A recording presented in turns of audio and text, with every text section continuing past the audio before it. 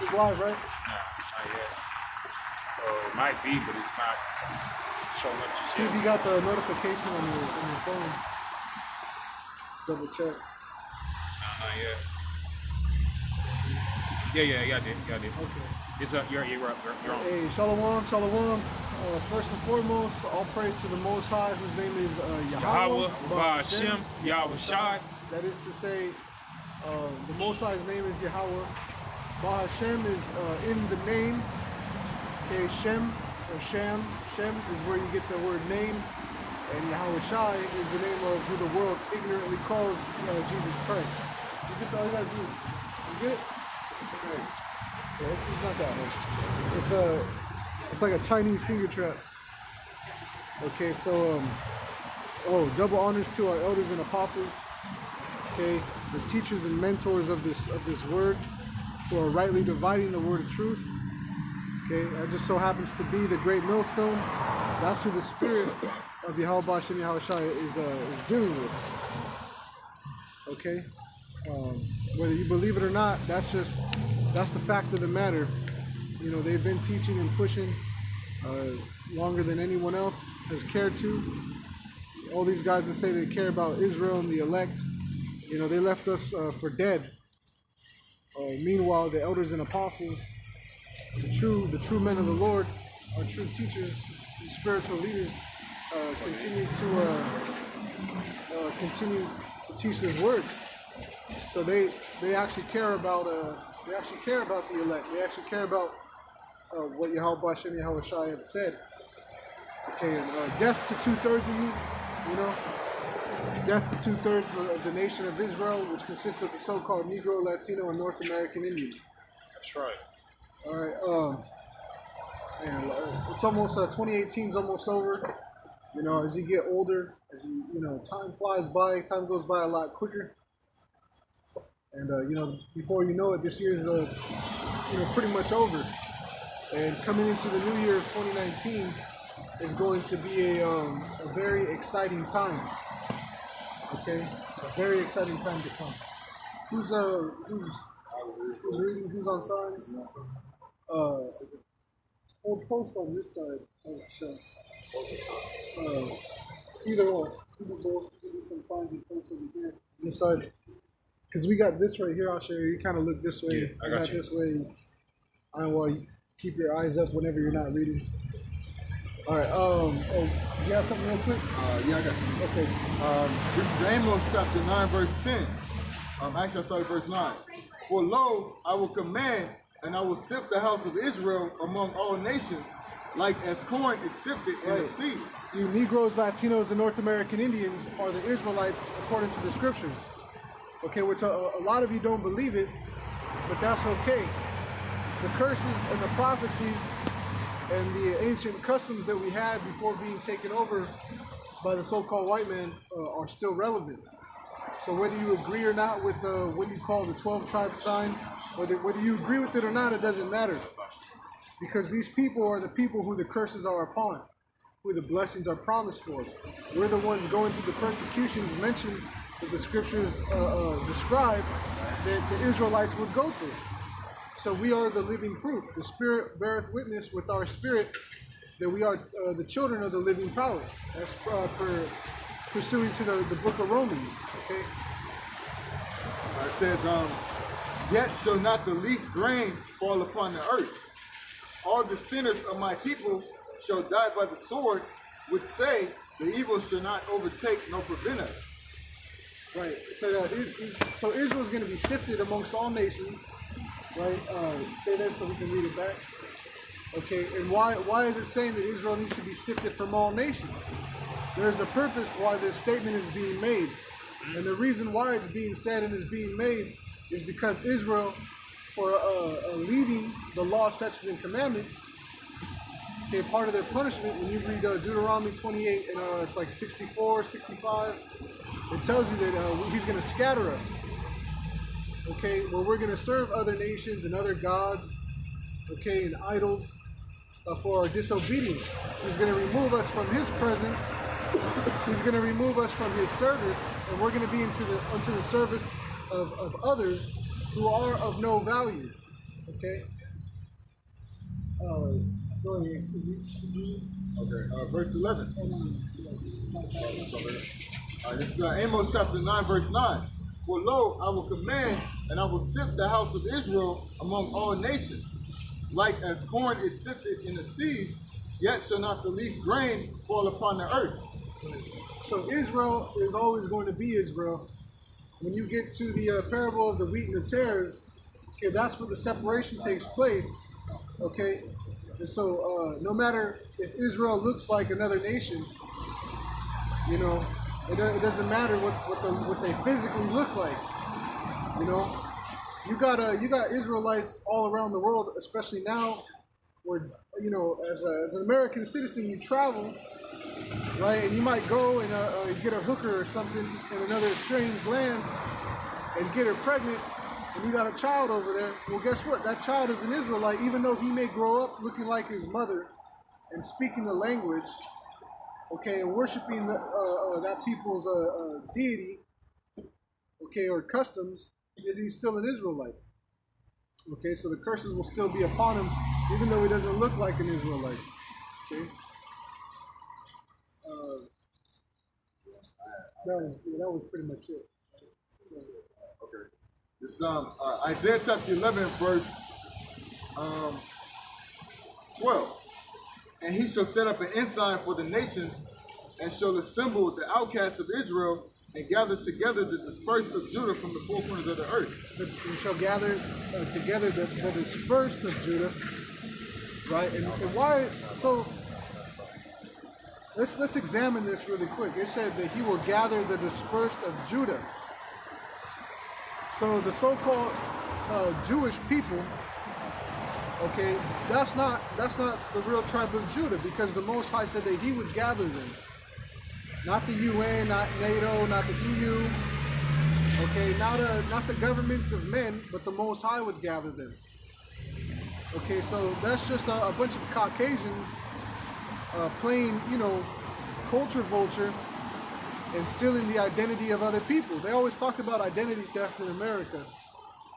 Well, the biggest identity crime is taking place is who the real Israelites are. Okay, now Judah just represents the southern kingdom, Judah, Benjamin, and Levi. Okay, now they remain the longest in that land. Okay, but the Most High scattered them out. They were real prideful while they were there. And they were using usury, and they didn't care. They didn't care too much that even the Romans were over them, because they were still able to keep their customs and their ways about them. So the Most High brought the sword upon them as prophecy. Okay, that sword would come into them, that they would be removed from the land. That prophecy had to be fulfilled. And Judah, just like all the other tribes, are scattered out throughout all four corners of the nation of Israel. Okay, so the Most High is gathering us back up. And what he's gathering first and foremost is the elect, because 2/3 are going to perish. That's right. Okay, every man that shall be saved by his own works. So it's by your works where you're going to have the ability, okay, to work out your own salvation with fear and trembling. A lot of people use that scripture, and a lot of scriptures are halfway through. The scripture says to work out your own salvation with fear and with trembling. So as you're working out your salvation, it says work out your own salvation. That doesn't mean no one can't tell you anything. It's quite the contrary. You're supposed to have people constantly warning you. What the hell is that? Is that bugs? Nah, it's when he lit it. It's incense? Yeah. Okay, so the reason why we see a lot of these Johnny-come-latelys is because the knowledge is increasing, but also all things need to be fulfilled. That it's got to be said of some of these people that Yahweh Shai's got to tell them, look, I never knew you. You were never a part of this thing, because when these new groups come up, for the majority of them, what do? They change the doctrine. They teach a different doctrine. Okay, and the scriptures tell you, if any man come teaching another doctrine, you're not supposed to have a fellowship with them. You're not supposed to sit with them. And we've seen these guys, you know, a mile away years back, and they'd be on the comment boards, why don't you guys break this down? This is actually the real breakdown. They'd be on the comment boards, the biggest warriors. Well, some of them started their own groups and their own camps, and they teach that madness. Because that was our big thing with them then. Hey, look, if you want to teach that madness, you go teach it. You're not going to tell us what to teach. You're not going to tell us what to teach. We're going to go off of what the scriptures say. So you got these guys out here saying stuff like Genesis, the 15th, and Acts, the 7th chapter, it's talking about America. Well, it's not. Because when you go into that Genesis, the brother Yashawam, he did a video on it, and it tells you that we're going to be buried. So you know that's not talking about America and us coming out of America with substance. Genesis is referring to the time of Egypt, okay, where we were in bondage and we did come out with great substance, but there's nowhere in the scripture where it says we're going to be delivered and leave with a great substance, man. The scriptures talk about us leaving here and our bodies changing in the twinkling of an eye. Now, how the hell would I be buried in the kingdom of heaven? So what he's saying is that there's no immortality in the kingdom. When we get delivered, he's saying that there's no mortality. There's no immortality. He's saying that there is mortality. So what the hell does that look like if I'm in the kingdom of heaven and I'm leaving America with a generator and an iPad? What the hell? Why would I be leaving here with great substance? What am I going to take with me? The Lego trilogy movie? I'm going to take the Batman series with me? It is madness. How did they conquer death? Right. It jumbles up the truth. Really, is what it's doing, is jumbling up and mashing the true doctrine. Well, you mentioned about this guy teaching different things. Yep. Johnny come lately. This is Second Thessalonians chapter 2 verse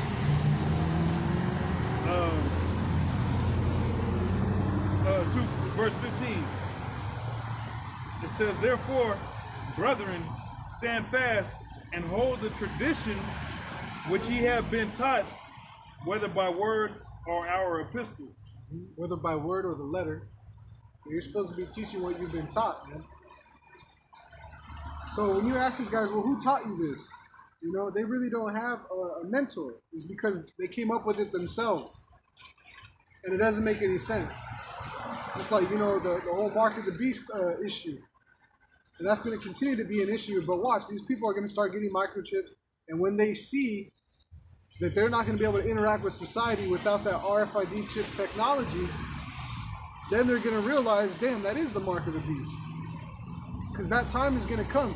The time of the mark of the beast is going to come where we're actually going to be living in this society ruled by a microchip and ruled by RFID technology.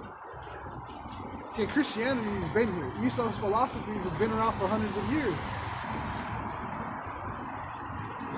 You got people that live here in America, but live with Eastern society and Eastern standards. You got people from Japan or the Middle East that will come over here and they take their shoes off when they go inside.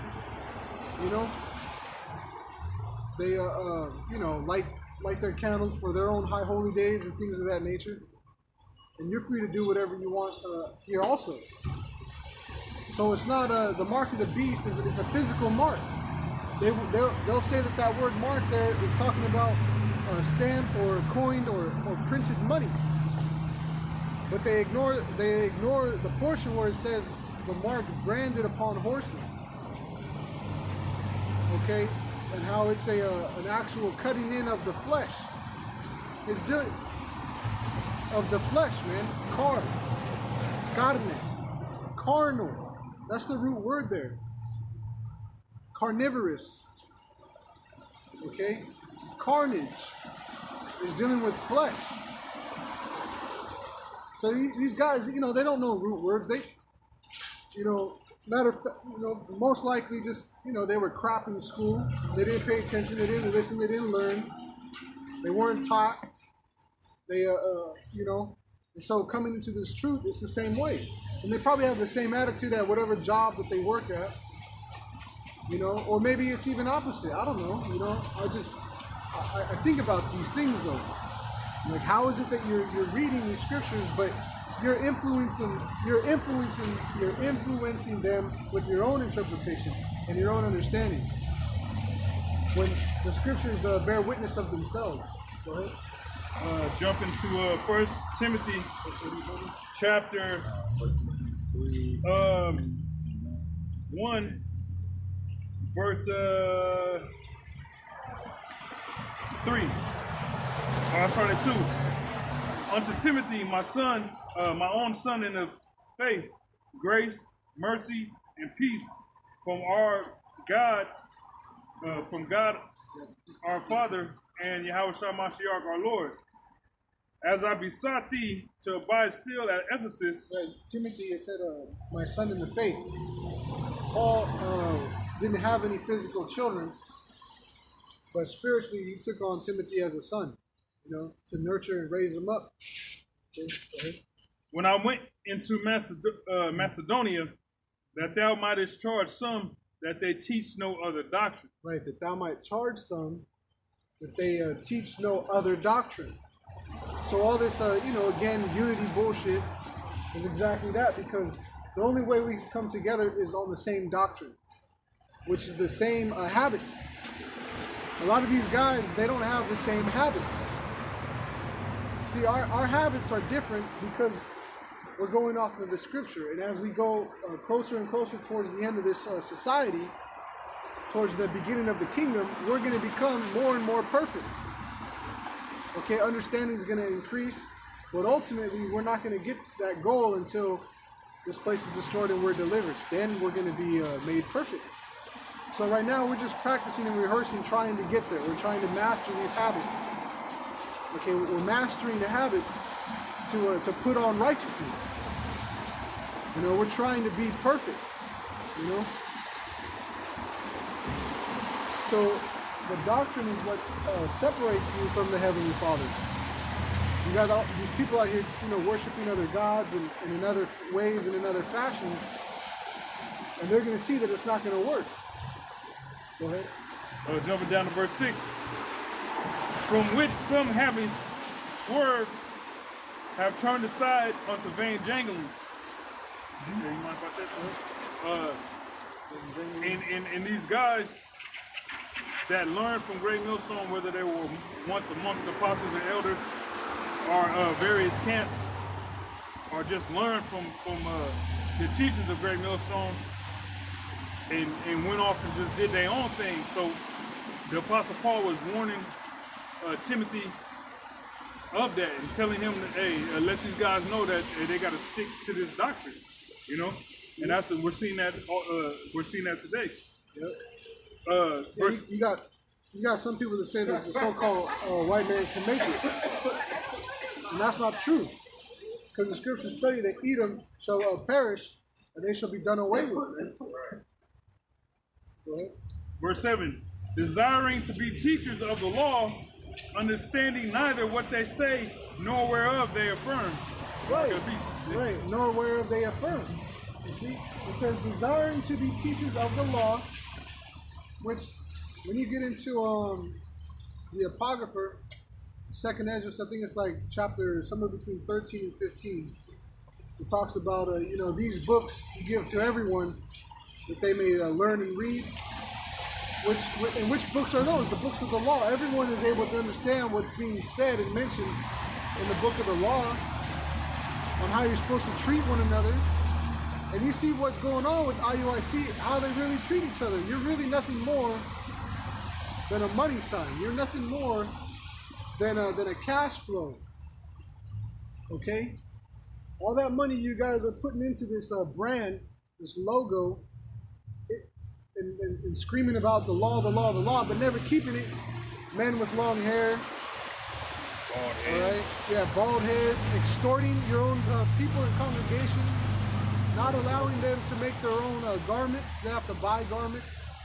Or if they make one, they gotta hide the fact that they made it. That's fucked up, you know? Yep. This is 2nd Ezra, chapter 14 and verse 44. It says, in 40 days they wrote 204 books. Right? And it came to pass, when the 40 days were fulfilled, that the highest spake, saying, the first that thou hast written, published openly, that the worthy and unworthy may read it. You see, the first that you've published, you publish openly, so that the worthy and unworthy may read it. Okay? Go ahead. Verse 46. But keep the 70 last, that thou mayest deliver them only to such as be wise among the people. Right, but look at the so the Most High is clearly not giving. He's not giving it to everyone. So your understanding, when you start teaching a wayward doctrine, it's because it's clear it wasn't given to you. Okay, it was sealed for a time. The prophecies and the understanding of them. But now we're in the time where Yahweh Shai opened up the seals. So now we know what the prophecies we're dealing with. Okay. We know what they entail. Since we're in the end times, we would need to know these things. And that's one reason why the elders and apostles always say we have 100% truth. If you're given all the tools you need as an apprentice, don't you have 100% of your tools? And then when you get to the next bracket and you level up, you have another set of tools. And now do you not have 100% of what you need? You do. And so on and so forth. You're going to keep getting the tools that you need as you need them. You're going to acquire them so that you're always at 100%. But these guys, they don't understand that because their mind is stuck in a slave mentality. Their minds are stuck in the oppression and bondage of their Edomite ruler, man. That's why the scriptures say the truth shall set you free, man. But when you heard the truth, you didn't like and appear, or it didn't appeal to you. So you didn't want to appear to be around it. Okay. Verse 47. For in them is a spring of understanding, the fountain of wisdom, and the stream of knowledge, and I did so. See? Wisdom, knowledge, understanding. Being able to be prudent comes from having understanding. Quieting your mouth and opening your mind. This is 1 Corinthians chapter 3, verse 10. According to the grace of the Most High, which is given unto me, as a wise master builder, I have laid the foundation, and another buildeth thereon. But let every man take heed how he buildeth thereupon. For other foundation can no man lay than that is laid, which is Yahweh Shai. Right, that foundation, okay, who the world ignorantly calls Jesus Christ, his name is Yahweh Shai. So the foundation you're supposed to build on, you got a lot of guys that they don't want to build on the foundation. Yahweh Shai said, to go out and teach. And a lot of these guys, they didn't want to teach. Yahweh Shai told you he didn't come to destroy the law, okay, but to fulfill it. And that fulfillment was what? A fulfillment of prophecies. So you're supposed to be in the spirit of prophecy. That was the whole testimony. The testimony of Yahweh Shai is the spirit of prophecy. And that's what he said at his first Passover, right? That he must be about the work and will of his Father. Which is what? Prophecy. That's why the Most High said that the word he sends out, it doesn't return unto him void. So when the word became flesh, Yahweh Shai, what did he do? He accomplished all that needed to be done by him. And guess what? He's still not done. Continuing, verse 12. Now if any man build upon this foundation, gold, silver, precious stones, wood, hay, stubble, every man's work shall be made manifest. For the day shall declare it, because it shall be revealed by fire, and the fire shall try every man's work of what sort it is. Right. So the day of destruction and perdition of ungodly men is coming, and everyone who's claiming and calling themselves to be an Israelite and is teaching, good. That's the scriptures tell us. We understand. You know, let them that are filthy, you know, stay filthy. Them that are righteous, be righteous. Let the just be just. The wicked be wicked. Because the time's going to come where everything that you've built up is going to be put to the test. Is it going to be able to withstand that wall of fire that's going to come and knock over your work? So that's that's more or less where we're at. Now that doesn't mean that we're not still going to that doesn't mean we're going to fall away from rebuking and correcting people, because there's someone else out there possibly, okay, who is sincere, who wants the truth, who wants to do the work, who wants to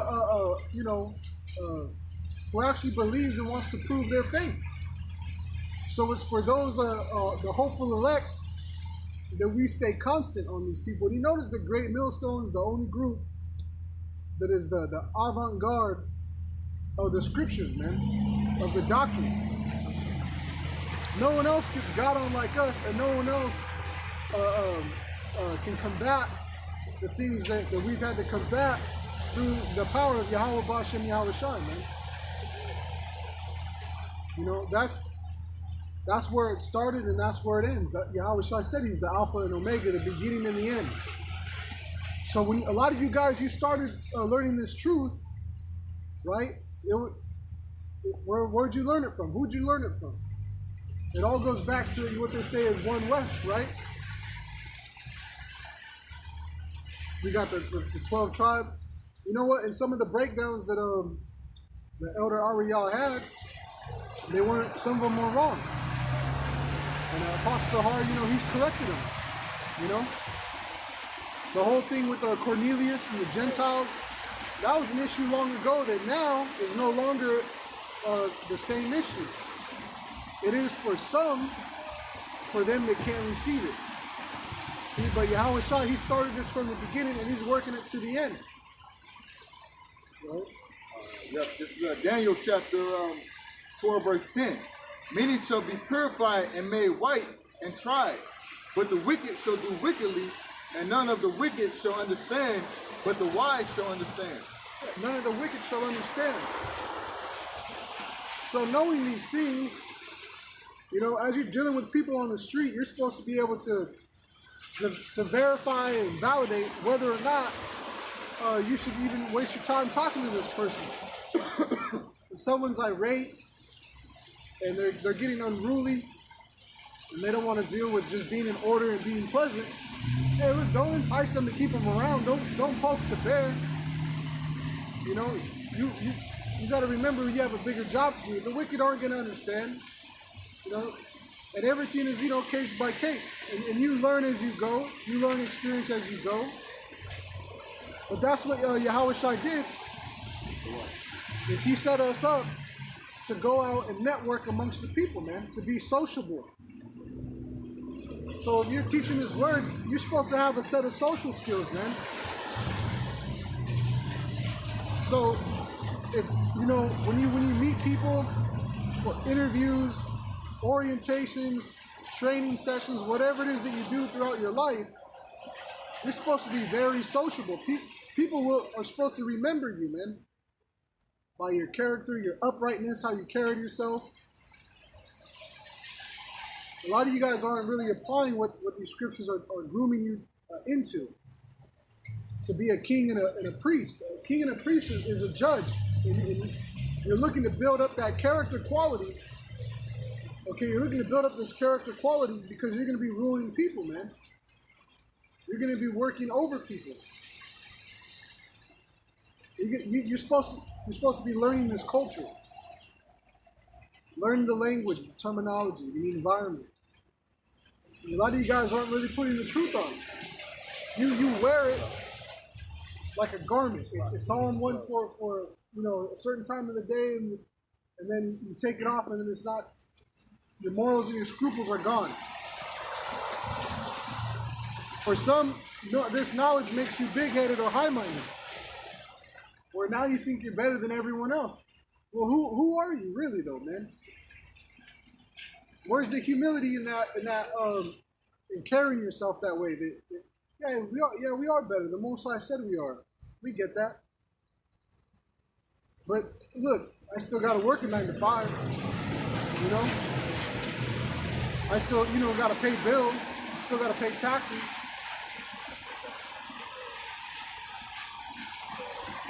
You're supposed to be humble in this thing, man. You know. Yeah, we know we're better. You don't got to flaunt it, because that just proves that you're looking for the validation and affirmation of others, rather than just letting the Spirit work and exalt you in due time and in due place.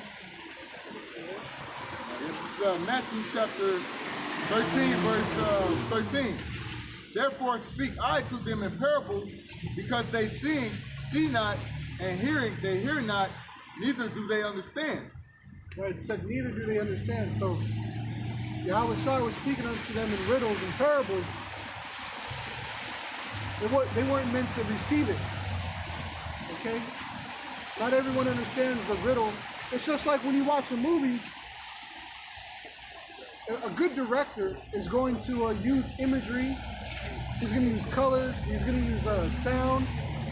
He's going to use everything to stimulate, every sort of stimulation that he can to send a message without using words sometimes.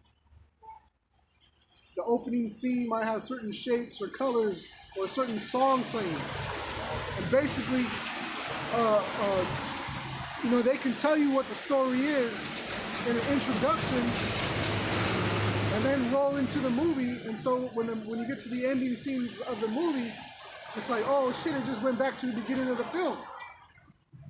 Well, the Most High is the same way, very poetic. The Most High is the same way, very poetic. He's taught us from the beginning what's going to take place in the end. So, knowing all these things, what manner of persons ought you to be in all holy conversation and godliness, man? How are you supposed to be carrying yourselves in these times? Because look, you got people dying, you got volcanoes, tsunamis, famines. You got earthquakes, right? You got people just doing home invasions, killing each other, running people over, and still driving. You have all these disasters in the world, and they're increasing. And then here you are, someone who's not really doing anything, not contributing to the body, not being helpful. If you know this word, you're supposed to be a help. Meaning what? Because a lot of some people take scriptures to their own benefit, and they don't really want to put the microscope on themselves. When you look up like Matthew, you read the book of Matthew, right? But his name is never really mentioned. What did he really do? He was a help. When you study up on Matthew, he was just always the guy that's like, well, I'll go with you, or I'll go over there, or let me go, He was doing the work, but he wasn't the front man. He wasn't the front man. But he was there throughout all the adversity, man. He was present for all the shit that they had to go through, man. Right. He was there, Verse 14. And in them is fulfilled the prophecy of Isaiah, which said, by hearing you shall hear and shall not understand, and seeing you shall see and shall not perceive. See, the prophecy of Isaiah. Is it not still true to this day that blindness is happening to Israel? The nation of Israel as a whole is blind. But the nation of Israel, really, like the scripture says, the elect have obtained it and the rest were blinded. The true body is the hopeful elect, the 1/3. That's the real body of Israel. Even though 2/3 are Israel, they're in a different classification. So there's a punishment and reward, and it's going to come down to what you're teaching is going to validate whether or not you're worthy of punishment or you're worthy of reward. Verse 15. For this people's heart is waxed gross, and their ears are dull of hearing, and their eyes they have closed, lest at any time they shall see with their eyes, and hear with their ears, and shall understand with their heart, they should be converted, and I should heal them. See, they should be converted, and Yahweh Shai would heal them. If they could convert, right? If the at least the light of the glorious gospel shined unto them, and they were able to receive it. But if you're not meant to get it, you're not meant to get it, and that's look. He's speaking prophecy. So were there people back then that were debating on prophecy? Yes. They debated whether or not Yahweh Shai was actually the one. Even though he was doing all the miracles in their face, they didn't believe. And that was something that always cut you 2/3, man. You always saw everything in your face. You saw the destruction of Egypt. You saw the deliverance of Egypt. And you still didn't believe. You still disobeyed. You saw Yahweh Shai. You knew that he was healing people. So imagine that. You had a city where you had a bunch of bums and poor people, and most of them were bums or poor because their bodies were messed up, so they couldn't work. And here comes someone through town, stays there for a number of months, and he cleans up the city. Everyone's fixed and healed who would believe. And then you people, as a society, you still rejected him, man. So the same thing today. You have the elders, the apostles, you have brothers in the camps. We're the prophets. We're actually the prophets, man. Telling you of these things to come, and so here's the sign given unto you. But it's not the sign that you want. It's not the sign that you require. So you don't listen. It's like if the lights went out at a four-way intersection, what do when all the lights go out? It's a four-way stop. It turns into a four-way stop. But because some jackass doesn't see red or green and just see the lights out, he just keeps driving through and blasts somebody, man. And that's what you 2/3 are doing. You're hazardous to the society, man. You're spreading poison throughout the body. You're trying to. You're not gonna affect the elect, but you're gonna further corrupt the 2/3. Are you holding something? Okay. This is Ezekiel chapter 33, verse 31. And they come unto thee as people cometh, and they sit before thee as my people, and they hear thy words, but they will not do them. Yeah, you got a large following of people that listen to Great Millstone, and they listen to everything the brothers say, but they won't do them. They won't go teach. They won't put up videos. They won't They won't communicate. They won't own up to their mistakes. So you see a lot of people that may listen or follow, but their character, their morality, it's all thrown off.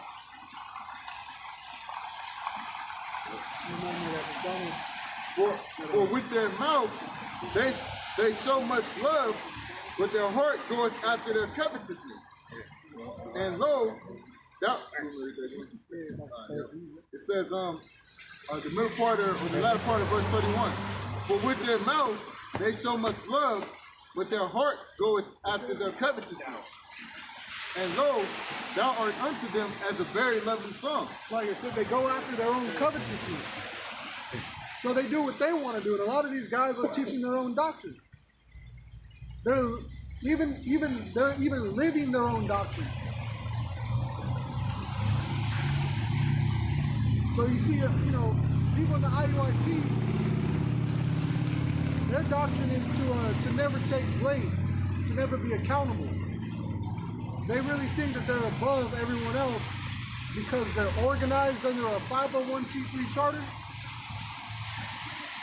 But you already see what happens when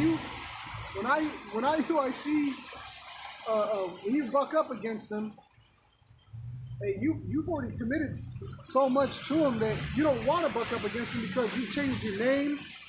They have your social security.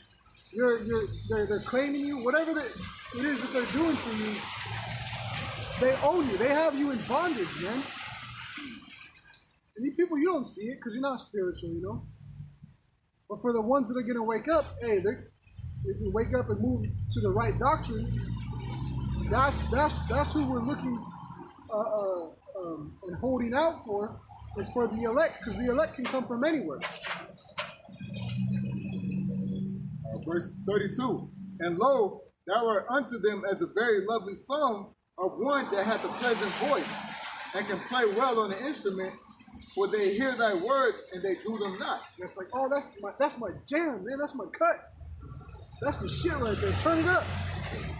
Man, I love this song, man. Man, you know this song came out when I was little, this, that, and the third. But you don't know the words to the goddamn song? So it's the same concept. You hear what we're saying, you're like, yeah, that's right, brother. Come, that's right. Come, that's right. But you don't know what the hell we're doing. You don't know what's going on, man. I don't even know the title to the song. You don't even know the title, man. Don't even know the lyrics. Got no understanding, man. So that's look at blindness is happening part to Israel, man. As the prophecy says it's supposed to. So, you know, our people, they got to be destroyed along with their oppressors. No hand joined in hand, the wicked shall not be unpunished. Okay. Verse 33. And when this cometh to pass, lo, it will come, then shall they know that a prophet hath been among them. You see, right. So look, the time is going to come, and that precept goes right into Wisdom of Solomon, the 5th chapter. But the time is going to come where you're going to know, oh shit, these guys were right. All that mockery that we had to take, all the ridicule that we have to stand, and the persecution. A lot of guys don't even know what persecution means, man. You correct some of these groups and say you're persecuting. Stop persecuting me. Oh, don't persecute me. Well, you dumbass. No one's trying to take away your livelihood or cause you ill will or harm. It's called rebuke. It's called correction. So we're going to see more and more of these, fly-by-night Israelites. They don't know what the hell they're doing, man. You know, a lot of things people do, like the scripture says, is for their own covetousness, man. To find a good woman. Vainglory. Yeah, it's vainglory to be seen of men, man.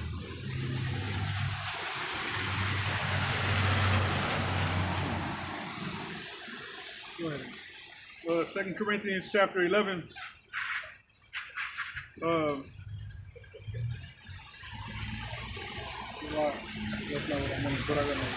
This is Galatians chapter 2, verse 4. And that because of false brethren unawares brought in, who came in privily to spy out our liberty, which we have in Yahweh Shah Mashiach, that they might bring us into bondage. Yeah, hey, you always get, new people coming around, and you gotta really trust these people, man. Okay, you're standing out there for a while, but we don't know you. They know more about, the person on the outside who's been watching you will know more about you than you know about them, because as we teach, you give off, real world scenarios and examples of what's happened in your life and stuff to make it relatable to them. They're never talking. You don't know what their background is. So when you're not careful, you bring in the wrong people. Hey, they got some ulterior motive. Or maybe they haven't listened to enough of videos. So when a certain topic comes up, they bug out. And they say, oh yeah, and by the way, yeah, these guys, they always like to go holler at women. These guys are like, always chasing women. What are you talking about, man? What do you mean always chasing women? We do the work, we do our videos, And brothers that are single, hey, they go after women. I like to flirt sometimes too. You know, but there's a difference between talking to a woman and just being like a playboy. You know what I'm saying? Especially young guys, they're not looking to see, you know, they're not looking for red flags talking to a woman. You got kids. You involved? Are you involved or attached with anyone? Are you monogamous with anyone? They don't ask them these questions. Like, no, not really. What do you mean not really? How are you not really getting fucked? How does that happen? I've never been able to not really fuck somebody. You know? Get a girl and you're like, oh yeah, me and Suzanne are about to go, you know, not really fuck. Like, what does that even mean? That doesn't mean anything. So, you know, these younger guys will get into trouble, man. But they'll come to spout on their liberties. And then they'll go and they'll try to do their own thing, and they won't last. Or they'll take breaks and they'll fall away. Or their work is real slack and short. Because really they're just about establishing themselves and positioning themselves to be over others, to dominate other people. That's really their biggest takeaway. That's what attracts them to the truth, is they're seeing these highlight clips. You know, the controversial clips, the highlight clips, that's what they want to be a part of, like a highlight reel for the NFL. So they want to get into that, you know, and be seen of men. They're not thinking of the furthering of the church, man. So they come in, they spout your liberties, they change your doctrine up.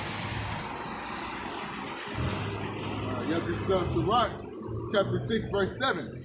If thou wouldest get a friend, prove him first, and be not hasty to credit him. Right, if you get a friend, you got to prove him first, and don't be so quick to give him credit, to give him a pass, to vouch for him.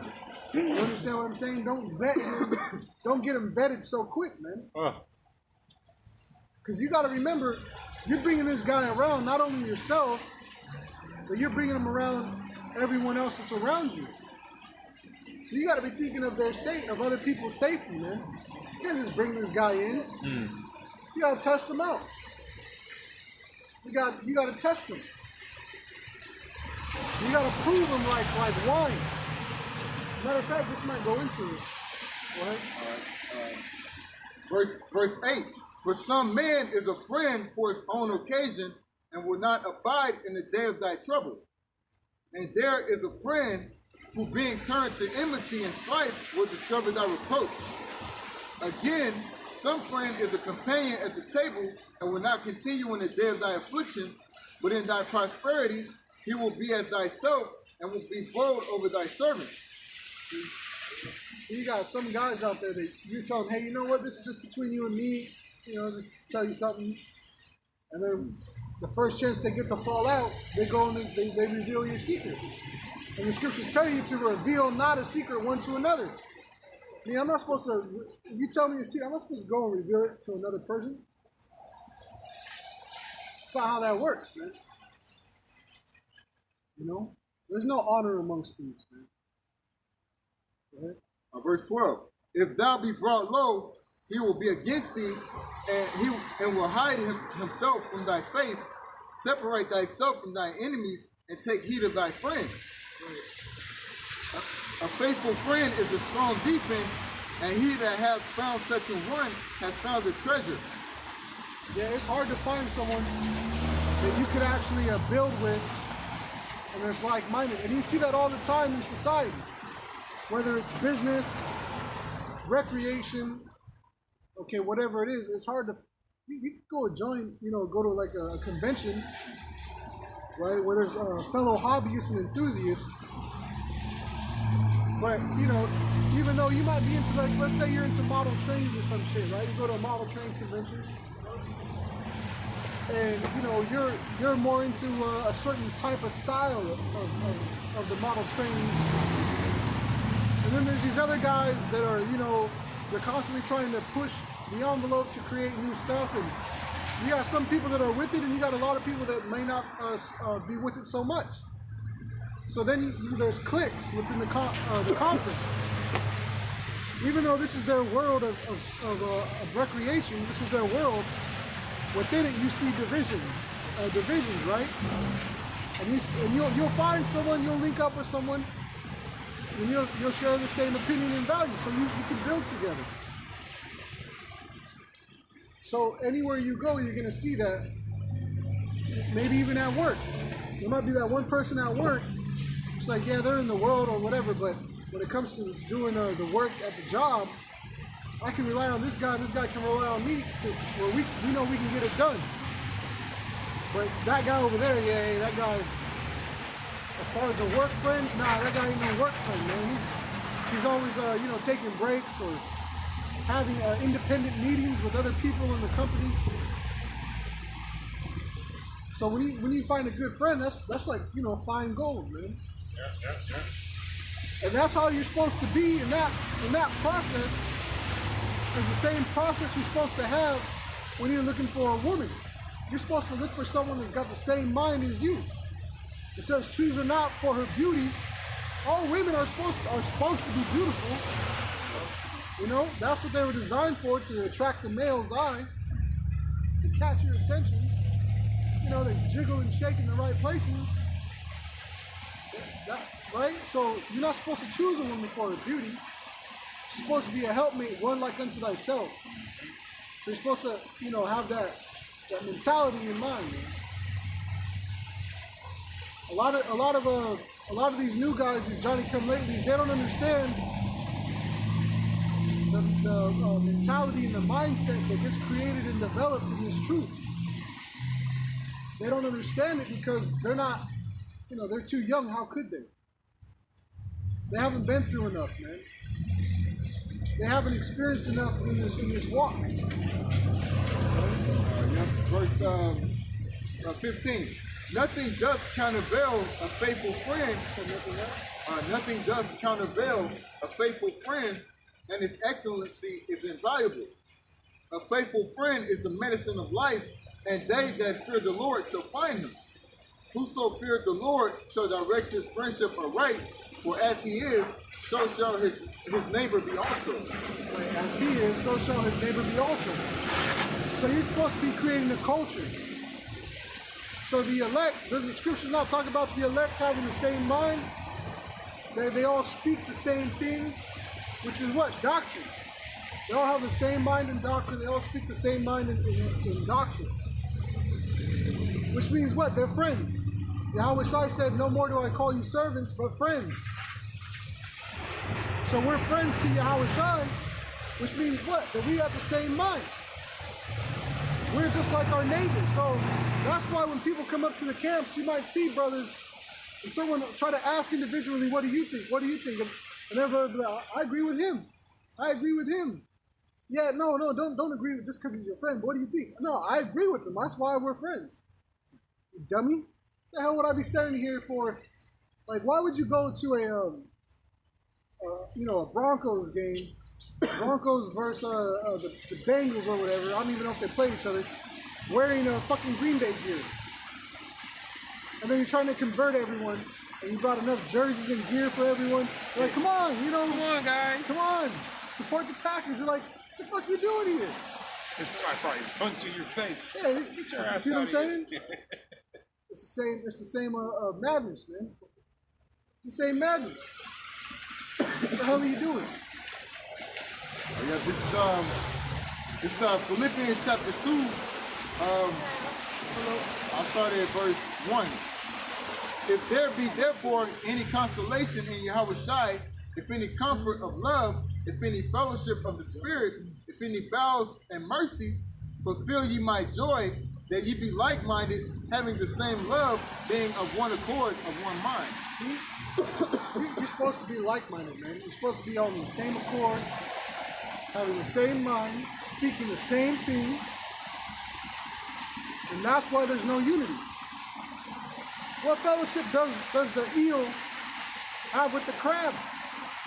What fellowship does the bird have with the coyote? What fellowship is there between the spider and the fly?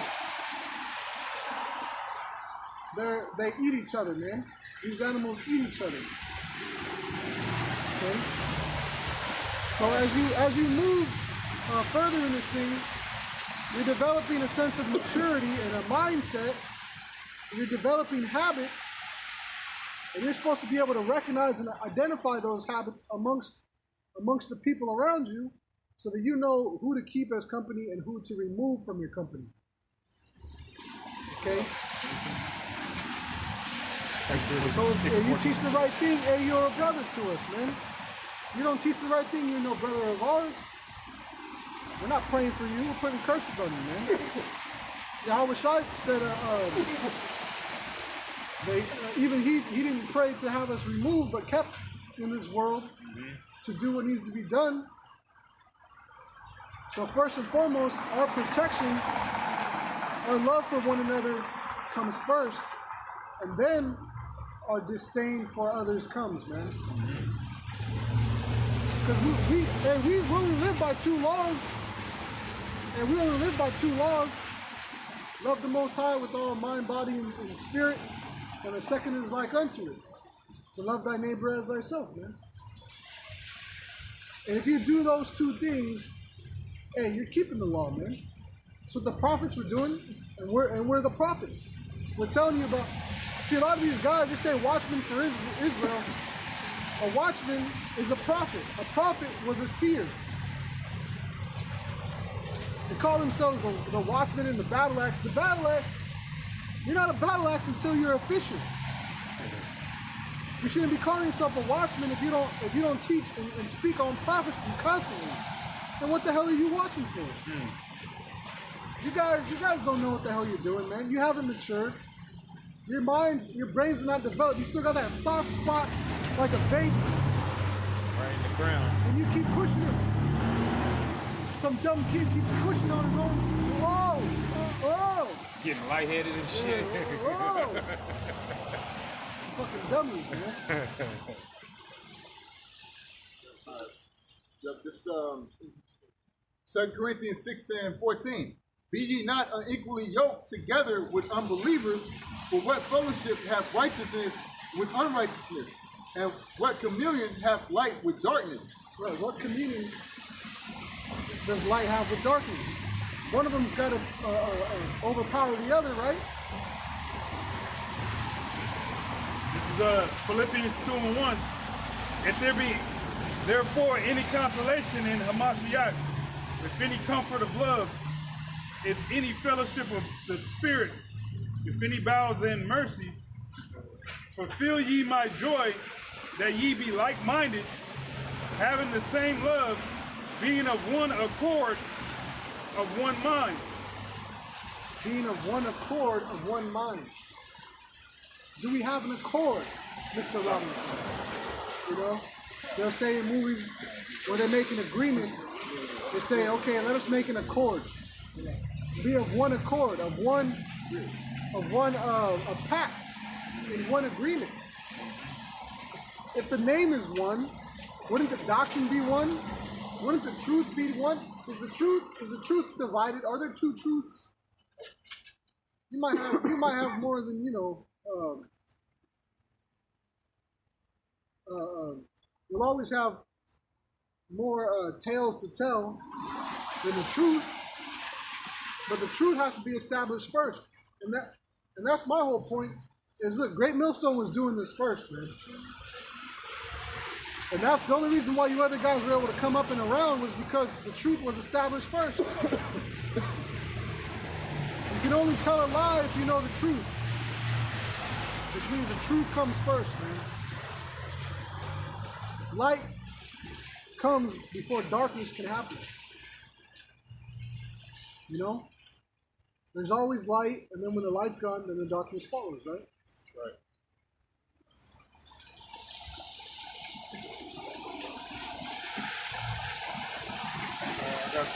Okay. When everybody's got it, just pull it out. This is 1 Corinthians chapter 1, verse 10. Now I beseech you, brethren, by the name of our Lord Yahweh Shai Mashiach, that ye all speak the same thing, and that there be no divisions among you, but that ye be perfectly joined together in the same mind and in the same judgment. Right, that you be perfectly joined together in the same mind and in the same judgment. So building up a nation of kings and priests, you're supposed to understand judgment. You're supposed to understand how to how to discern between spirits, how to deal with people. You're supposed to become all things to all men, right? Because there's a judgment coming that's going to be executed upon this earth. You know, there's a judgment coming. So you got to be able to agree on these things. When you see these other groups like IUIC and ISUPK, whatever you have, Sakari, whatever, you're supposed to be able to judge on those matters. Say, oh yeah, these dudes ain't right, you know? You're supposed to be able to judge on these matters. You know? Hey, everybody's got to start somewhere. You just can't be too upset, you know? You know what I'm saying? Hey, you got to start somewhere. We all started, you know, everyone was smoking cigarettes or smoking weed or something. And remember what it says in James, just because he's poor, dirty, and smelly, don't put him away. And when the guy that smells better, you say, you know, come over here in the gay clothing, come closer. You know, this is part of the things that we got to suffer. You know, what if, who knows, but what if he were to wake up, right? Because that's the time where, as the time is short, we're going to see more and more miracles, man. See, the miracle that's taking place, the 2/3 aren't receiving it. Look, we're the prophets, we're doing this work. Hey, Yahweh Shem Shai is real. Now we're going to see the miracles that are going to follow it, which is going to be healings and protections and keep being really kept back from all manner of evil, man. So you got to believe in these things, you know? Real quick, this is Romans chapter 12, verse 16. Be of the same mind one toward another, mind not high things, but condescend to men of low estate. Be not wise in your own conceit. Yeah, condescend to men of low estate. Come down to them. Come down to their level. You know? And, you know, that tobacco is a demon, man. It's not hard to kick, but for some it's not as easy either, you know? But still, if you try, and you apply, and you pray, and you believe, you can get rid of it. You can do all things, but your level of faith has to be on that level. So you got to build up to these things. Fully persuaded, right? Because if you have any doubt, that's a demon. Doubt just means double-minded. You believe but you don't believe. Well, you can't serve two masters. You're going to love one and hate the other. Right?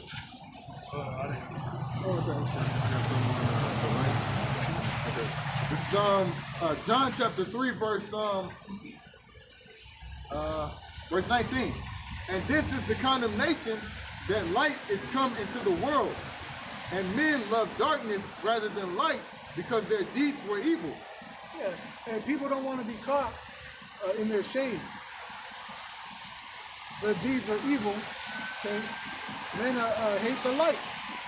So that's why when these other groups, they come up with this wayward doctrine, or they refuse to teach the correct doctrine, same thing, but they get mad, and they say, oh, you're hurting me. You're hurting me. You're persecuting us. Persecution's going to... Shut up, man. Just shut up. A lot of you guys weren't sent, but you went anyway, man.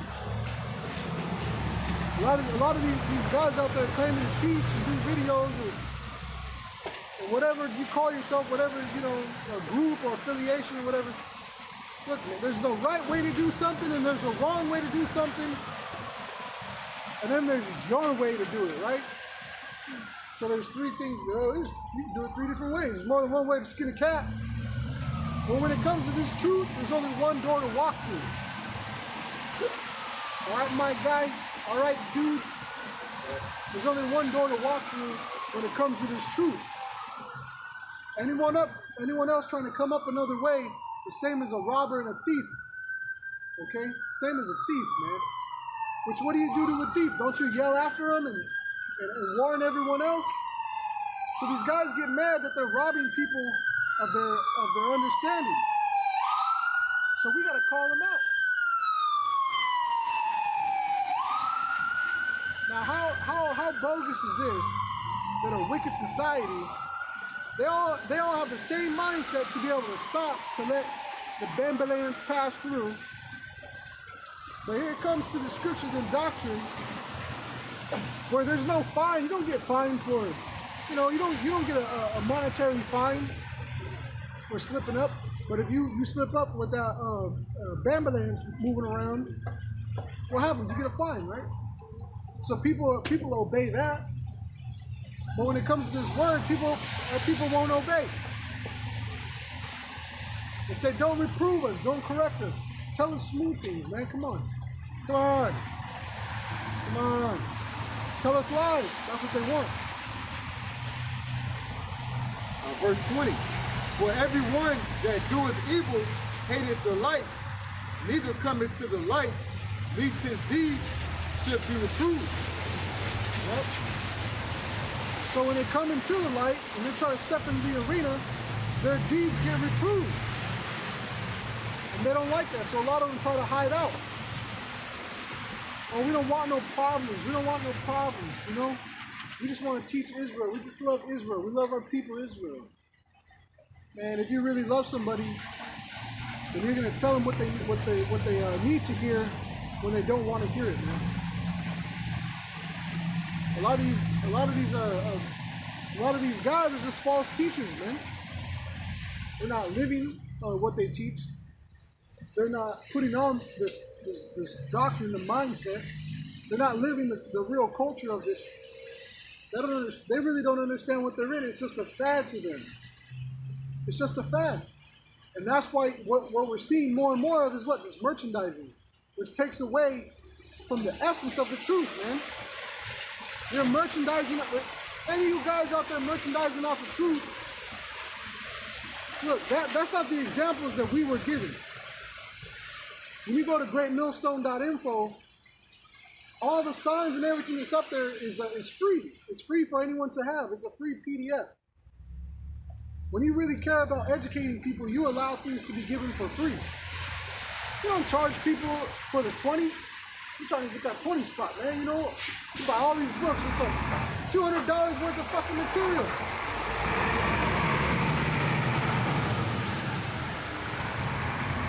That same $200 you could have used to get a camera. You could have got a phone, you know? You could have got a bunch of shit on a payment plan, swiped the credit card, and used that $200 to, you know, to feed the minimum monthly payment for a while, man.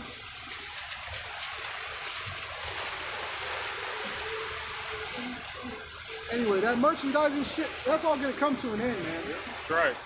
All that merchandising you guys are doing, man, all that shit's coming to an end. And I hope the IRS jumps on all you guys, man. Yeah, the IRS wants their money. They gotta build that wall. IRS wants their money, man. They gotta, you know, the fighter pilots, the helmets they wear are like I think they cost around $400,000 for a helmet, because they fit the helmet to your skull. It's fitted only for you, and then they calibrate the optics to the pupils of your eyes. So wherever you look, basically they say when you're flying that plane, it's like flying a Wonder Woman's plane. You ever seen a Wonder Woman? Her invisible jet?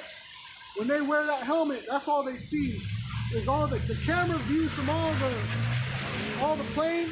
So they look down, they see what's beneath them. So to them, it's like they're flying, sitting in the chair. They're just zooming around. So the IRS, they want their money. Keep merchandising, man. They're gonna come for you. They need that money. They need more pilots. The Air Force has been saying they need more people. And why are they saying they need more people? Because they want to have the strongest presence in the air. They want the strongest presence in the air. Why? Why? Why do they want so much money for the air, man? Because of chariots. So-called UFOs, man. When you own the sky, you own the land. When you own the sky, you own everything beneath it. That's just the truth. Okay? This is Mark 11 and 15. And they came to Jerusalem, and Yahushua went into the temple and began to cast them out that sold and bought in the temple, and overthrew the tables of the money changers and the seats of them that sold doves, and would not suffer that any man should carry any vessels through the temple. And he taught, saying unto them, is it not written, my house shall be called of all nations the house of prayer, but ye have made it a den of thieves. Yeah, hey, IUIC's got what they call Black Wall Street. When you go and you sell your merchandise after they hold their ceremonies, after the high holy days. They got these tables set up and they make money. They make about $50,000 a year on merchandise. Average cost. Average. From 2016 to 2018 for 2 years, 3 years, they made an average of $50,000 a year, man. That's a good salary. You know? You're making like 24 bucks an hour. At a $50,000 a year salary, because 12 bucks an hour, you're roughly going to get around $20,000. Actually, no, I think around $14 an hour, you're going to get close to like 30,000 a year. So if they're bringing in 50,000 a year on average, you know, that's a salary right there, man. Yeah. So, hey, look, Yahushua was never with the merchandising and turning something holy into a racket. That's basically, you know, you're extorting the people. You're selling on the high holy days. You're not supposed to be. Someone grabbed that in it's like Ezekiel where it says it talks about the Sabbath, how the doors are supposed to be shut, and the people say, when will the new moon be done, that we may buy and sell again? Yeah, look at when will the new moon be done? I think it's Isaiah.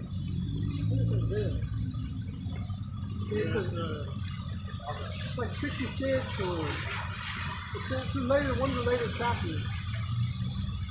Okay, but you got the IUIC doing this, and no one's stopping them. Where are these other groups at? All these groups that say that they're about the truth and, oh yeah, the Most High, we're all about the Most High, and we love Yahushua.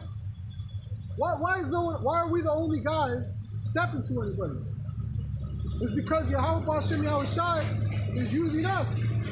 They're not using you guys, man. The Spirit's not on you. This is Amos chapter 8. Amos 8 and 5. Amos 8 and 4. Hear this, O ye that swallow up the needy, even to make the poor of the land to fail, saying, when will the new moon be going, that we may sell corn, and the Sabbath, that we may set forth wheat, making the ephah small and the shekel great, and falsifying the balances by deceit. Yeah, you see, whenever you would weigh something, you had all right, a lot of jakes sold drugs, so you would get like a penny or a dime or a quarter or a paper clip, and you would zero out the scale, and you would always use that. You would always use something to zero out the scale, or when you were selling, right, you might weigh the plastic baggie or whatever, right? You would weigh your plastic baggie so you could get an accurate weight.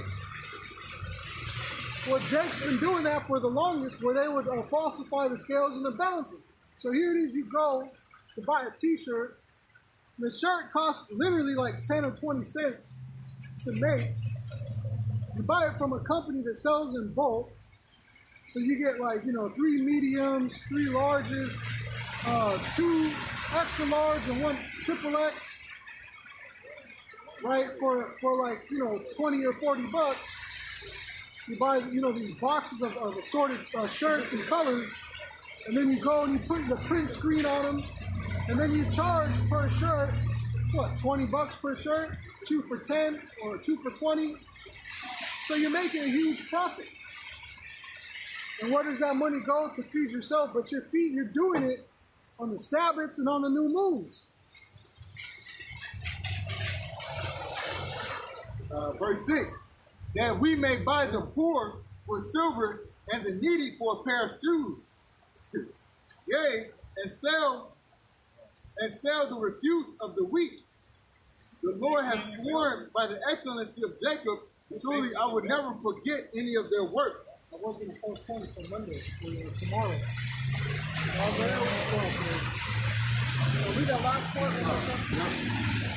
It says, that we may buy the poor for silver and the needy for a pair of shoes, yea, and sell the refuse of the weak. Yep, and sell the refuse of the weak, man. So look, they were selling every little thing that they could and they can to make that extra buck. Yeah, they sort of calming down now. It's like that drain about to start going in a second.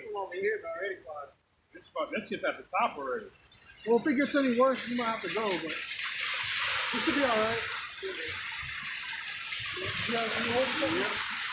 Isaiah 58 and 13. If thou turn away thy foot from the Sabbath, from doing thy pleasure on my holy day, and call the Sabbath a delight, the holy of the Lord, honorable, and shalt honor him, not doing thine own ways, nor finding thine own pleasure, nor speaking thine own words, then shalt thou delight thyself in the Lord, and I will cause thee to ride upon the high places of the earth, and feed thee with the heritage of Jacob thy father, for the mouth of the Lord has spoken it. And a lot of you guys, you really don't delight in the Sabbath. You still got people debating on whether the Sabbath is Friday to Saturday or Saturday to Sunday. But you know what? I did see on the comment board where people were saying when the Sabbath actually was, people are more aware and in tune now that the Sabbath is on and based off of the new moon. You see, because we've been teaching the truth for so long, and people have been looking into it to question, you know, what they've been taught as lies also in these different religions and these different churches. People are starting to use this technology to look up actual truth. But very few people look up truth, man. Very few.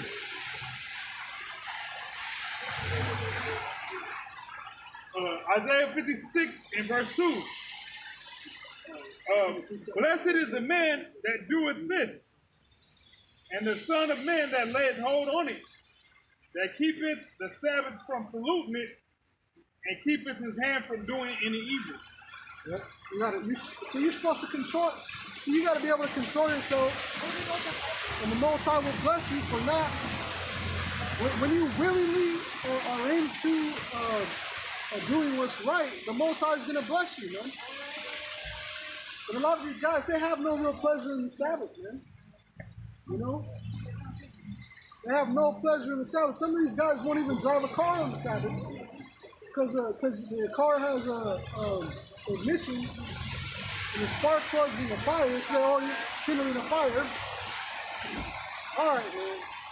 That's being over righteous like a motherfucker. Yeah, you know? They're like, oh, you know, Sabbath's coming up. I'm not going to start my car. I'm not going to work. They don't believe in grace. That's what that is. Yeah, you're over righteous much, man. Being righteous over much, destroying your soul. Brothers, rotate with each other. Signs, camera, post, everyone move around a bit. Okay. So, look, a lot of these groups, they're not going to make it, man. Yahweh is going to tell them, look, I never knew you. I never knew you. Even though they're doing X, Y, and Z and trying to be, you know, they're trying to establish their own righteousness. But Yahweh Shai is going to cut them down and let them know plainly, hey, you guys were never part of this thing. And there's going to be wailing and gnashing of teeth, man. A lot of these people that think they got it going on are really going on. You know? we'll kind of switch gears a little bit. We'll talk about order. Let all things be done decently and in order. Okay. So, even for us in the camp, we gotta stay in order all the time ourselves. And that comes from a discipline. Now you got the Chinese government. They're doing their behavioral system where everyone starts out with 1,000 points. And if you fall below that 1,000 points, you can't buy certain things. You can't buy plane tickets. You can't use the high-speed train. You got to take the bus. So it's going to take you 10 hours to go somewhere instead of 3 or 4 hours on the high-speed train. So what they're doing is they're making their citizens better people. Because if you do something bad and someone hears about it, there's people that walk around the neighborhood with these little books, and they see something, they write it down, and they turn in their books at the end of the day or the end of the week. Okay? So they're policing themselves for their character and their morality. Because one guy's a drunk, beating his wife and making her head bleed and shit, and they reported it, and the guy's like, why? When they report it, it just doesn't go in a little file. There's a whole wall as big as this window, the whole wall with everyone's name on it and what they've done as of lately. And some of those people are embarrassed and ashamed because their deeds have come to light. So that it makes them to be a better person. Well, guess what? That's what's going on right now. Spiritually, that's what's going on. Your behavior is being monitored and reported and taken up.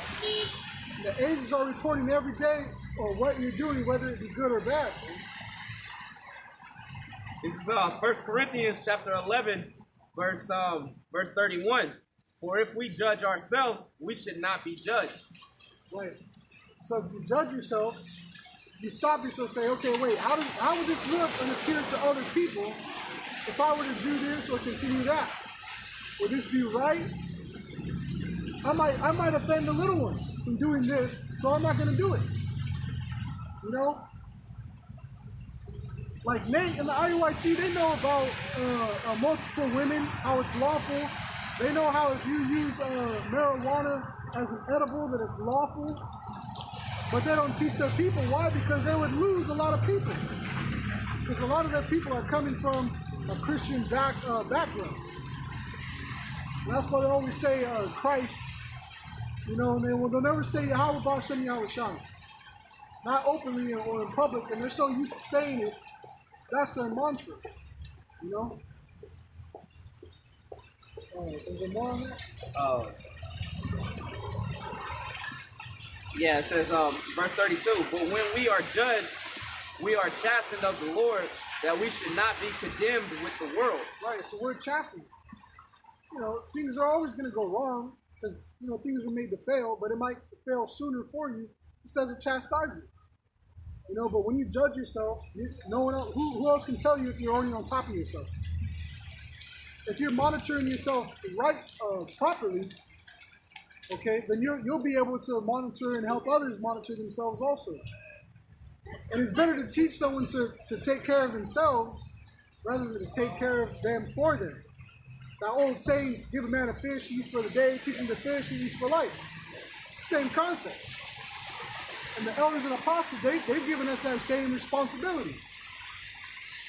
I'll give you an example. I might call, something happens, I might call, this is what happened, I'm letting you know what went down and what happened. And then, they might say, hey, well, you know what? Hey, you got it. You don't got to bother me with that. You know how to handle that, You've been built up enough, So sometimes even us, we may, because, I don't want to overstep any boundaries on my toes, but it was a good lesson and conversation to have because the apostles instilling in me more confidence. He says, look, you're more than competent. Just carry the confidence with that competency. All right, well received. I got you. Perfect. The water, And so I gotta push that vibration also. You know, that was a jewel that I was given. You know, that was affirmation and stuff. So it's the same thing with the brothers. Like you brothers know what to do, what not to do. You know, so do it. So brothers are judging themselves, and the more you're around each other, and you get all those kinks out, then pretty soon it gets to a point to where you can go anywhere and do anything as a big group, and you don't gotta worry about any brother in particular. Everyone's on their own shit already, because how embarrassing is it for any of us as grown men to get pulled aside and have to have a counsel in the eyes of all these people that are watching, and they're like, damn, man, these guys, you know? But it would still blow their mind. It would still blow their mind to see men counseling each other, men to be better people. That people will be amazed at that shit. See how quick we read that? Brothers not making no face or, fuck you, I'm going home. Brothers like, hey, bro, you right, man. Brothers, all right, cool, come on, let's get back to this, you know, back to the pool table or whatever. He's like, what the fuck? Like, they'll marvel at us. And the scriptures say that men shall know that you are my disciples by seeing the love that you have one for another. So it's ordered, you see? Let all things be done decently and in order. Go ahead. This is 1 Corinthians chapter 14, verse 40. Right? Let all things be done decently and in order. Right. You know, a lot of these people in this world, they don't have decency. They don't see things as, you know, as offensive, or they don't, because they're not judging themselves. And then they wonder why people are, why, who you talking to me? You talking to me? It's like, man, if these people would judge and monitor themselves, there would be less, you know, less shootings. There'd be less altercations in society if people would monitor themselves better, man. But the way of truth is far fled. The way of truth is far fled, and leasing is at hand. He said leasing is hard at hand. Matter of fact, man, I thought I saw an accident. Man. That black truck, the way it was coming, and this car, it wasn't paying attention. That shit would have fit perfectly right in here, man. Right? This is John chapter 13, verse 35. Lock here, give me a quick second. This is John chapter 13, verse 35. It says, sorry, I'm gonna start at verse 34. It says, a new commandment I give unto you, that ye love one another. Is that really a new commandment? No, scriptures, it's in there in the law. We're not supposed to covet after each other, after your neighbor. Loving one another is an action. Go ahead. It says, that ye love one another as I have loved you, that ye also love one another. By this shall all men know that ye are my disciples, if ye have love one to another. That's it, man. So, you know, a lot of these guys, they don't know what love is, man. They grew up in a household where the word love was thrown around like their mom's boyfriend's condom. Right. You know, just tossing that shit around. They never really experienced love, so when they come into the truth and you show them what real love is, they freak out. It's like an immune system attack. The body's attacked. Oh, they freak out, you know. Hey, fuck you, you know. Right now, man. You know what? This ain't for you, man. Just go do your own thing. You know, you don't want to listen to counsel or advice. You got to figure it out for yourself. The only thing I can do to help you is to give you these words, and you don't want to follow them. I don't want to waste. You're wasting my time. Stop being an asshole. Go waste someone else's time. Be considerate of other people. You know, judge yourself. Think about how you would feel if someone was coming to you and you're giving them advice or whatever, and they're not taking it. You're wasting your time. Why do you think a large portion of us don't deal with the so-called family? It's a waste of goddamn time. You know? So order is always a necessity. Okay? And the more you're in order, the less you have to pay attention to it because it's a part of you. It's a natural reaction. So this is like a little blog this guy wrote on this website called traditioninaction.org. And it's titled "The Importance of Order in Professional Life" by this guy named Marion T. Horvat. All right. It says, Chapter 5 of the Small Manual of Civility extends the principles of order, Chapter 5, to the business life. After giving some interesting examples that illustrate the working models of the 1950s, which easily can be transferred to present-day conditions, it stresses the value of instilling a sense of order from the earliest age for several reasons. First, now, isn't that scripture to raise your child up, right, and don't spare the rod? Yep. So as soon as they can comprehend anything, as soon as a child can comprehend anything, you raise them up with what's right and what's wrong. Said, first, because it forms work habits that assure Habits. You're creating, when you come into this truth and becoming a new creature, you're creating new habits. You're entering into a new culture. So you don't bring your old ways with you. Okay? This is new habits.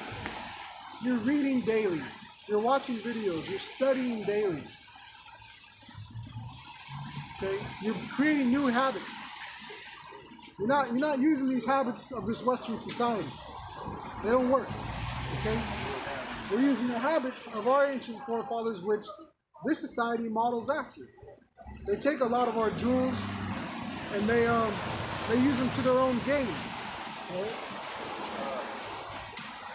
Says, first, because it forms work habits that assure success in one's undertakings in life. Second, and more important, it said the habits create success. You want to be successful, you have to have good habits. You can't be successful with bad habits. You can't be a slothful workman and expect to have good fruit.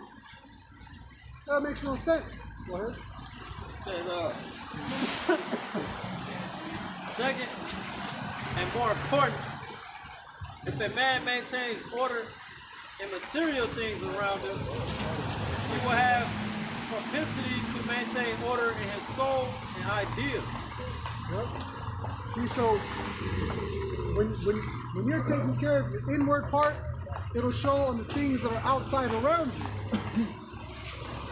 Especially for if you got children or people that depend on you, well, you should have more motivation because there's more eyes upon you to be better, to do better, to build a legacy, to leave something behind, to help guide and nurture them so even when you're gone, they still have everything you've ever taught them up top.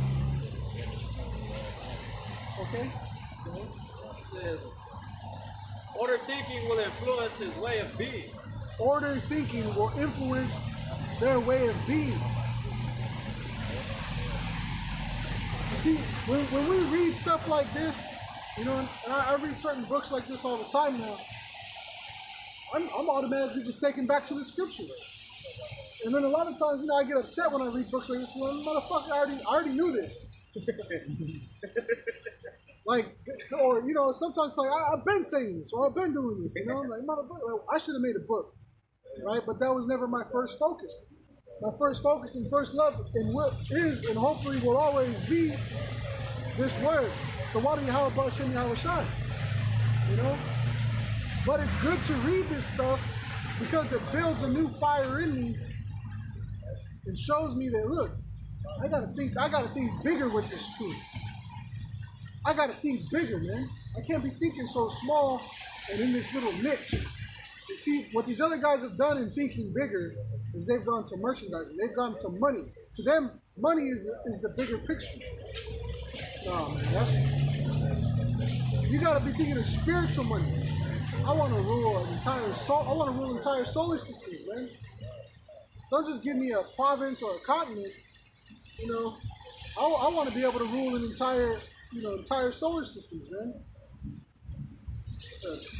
Planet, be up on planet, titty top or whatever, you know? Planet Tiggo Bitties. Planet Tiggo Bitties, you know? Planet Tiggos. Read that, man. This is Titus chapter 2, verse 6.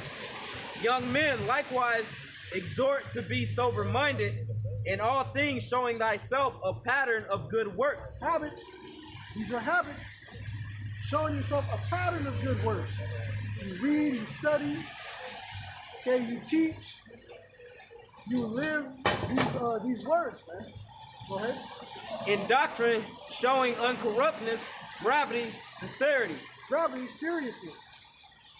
So you have a seriousness about you. You're not playing around with this truth. A lot of guys, you're just playing Israelite.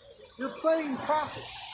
You're not really living this thing, man. You just want to be out there with the staff, the beer gut. You just out there with the staff and the beer gut, the armbands, the headbands, and all the fringes and shit.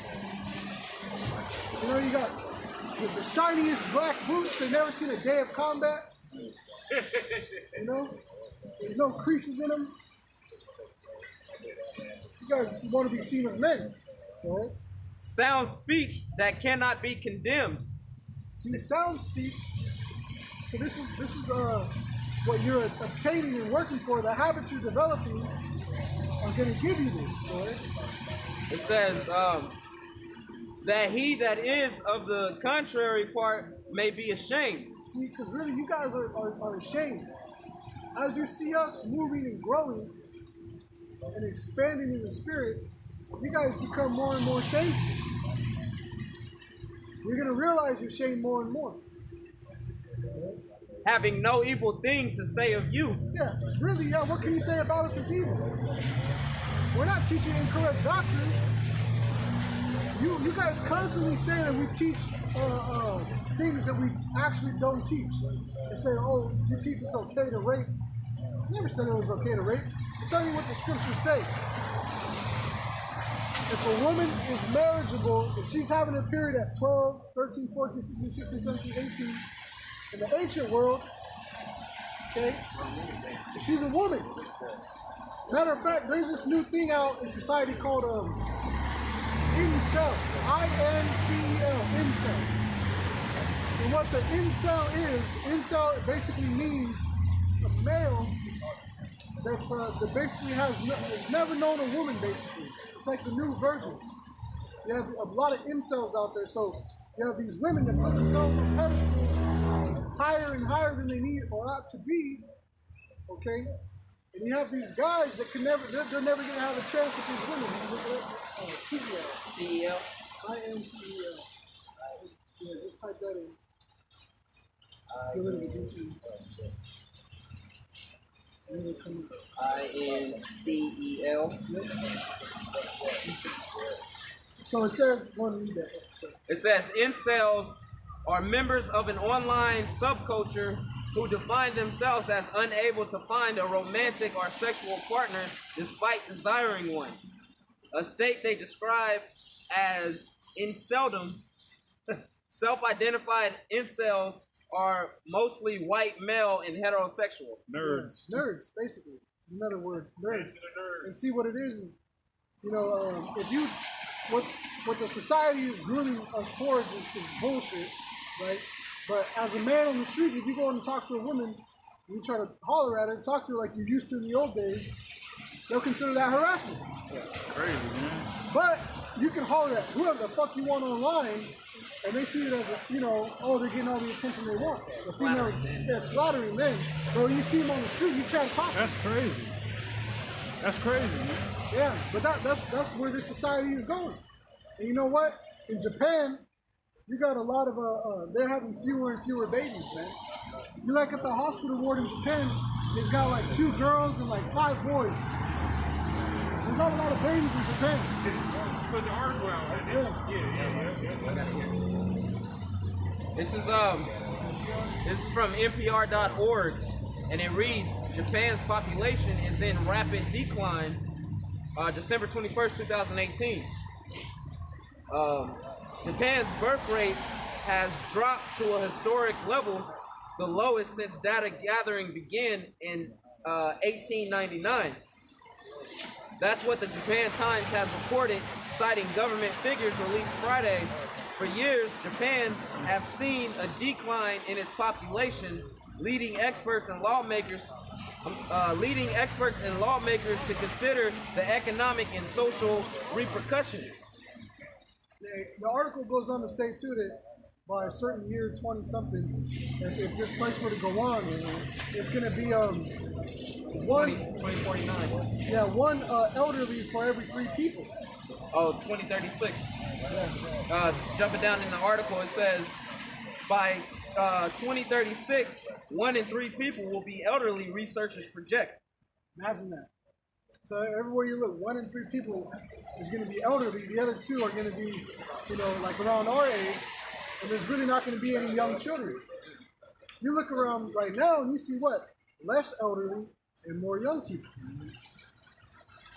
But Japan is opposite. And a lot of it has to do with all that radiation they keep getting hit with, man. All them Godzilla attacks they keep having, Godzilla. Yeah, Godzilla. So Godzilla. Hey, so look, this devil is disrupting our inheritance, man. How much more longer is this going to go on?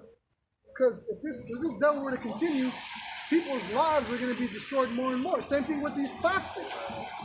These plastics are actually what's causing a lot of the environmental disaster, man.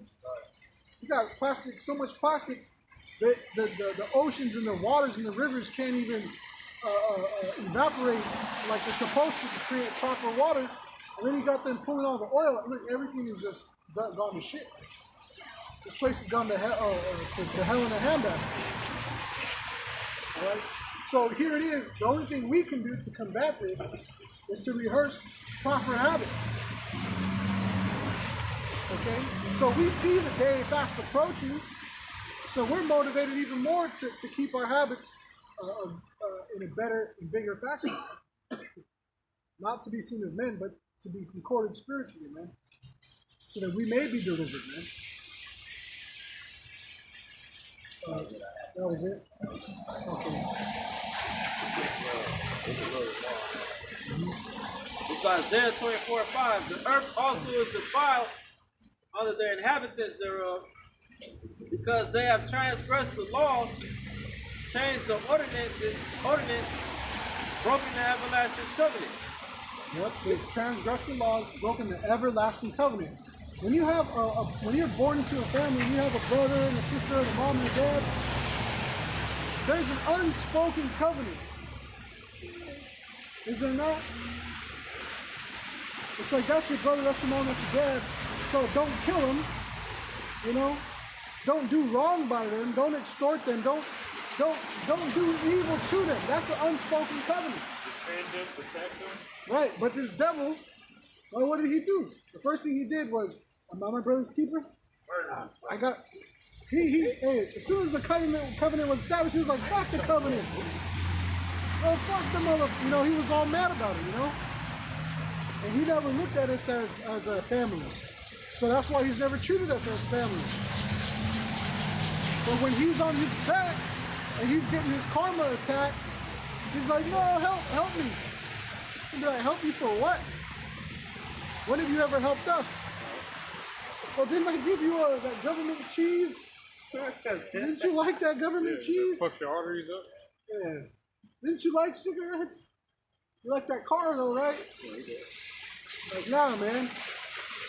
You ruined us as a people, as a culture. You tore us apart. Go ahead. It says, therefore have the curse devoured the earth, and they that dwell therein are desolate. Therefore the inhabitants of the earth are burned, and few men left. Right, and few men left. The inhabitants of the earth are burned, and few men left. So that's what's going to happen when these missiles come down. So what's going to happen when these missiles come? It's going to destroy a lot of people. Okay. You gotta be fast, brother. I see it what he means, man. So when these missiles come and this fire takes over the world, there's gonna be few men left. There's not gonna be a lot of people left.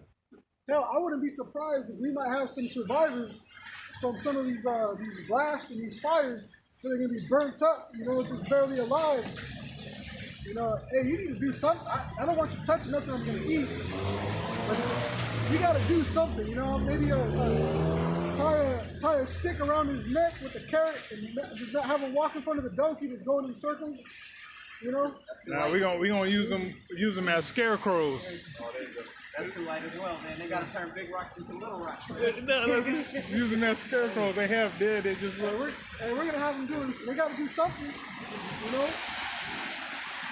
Whoever survives this disaster, welcome to our kingdom of heaven, where your hell begins. welcome to hell.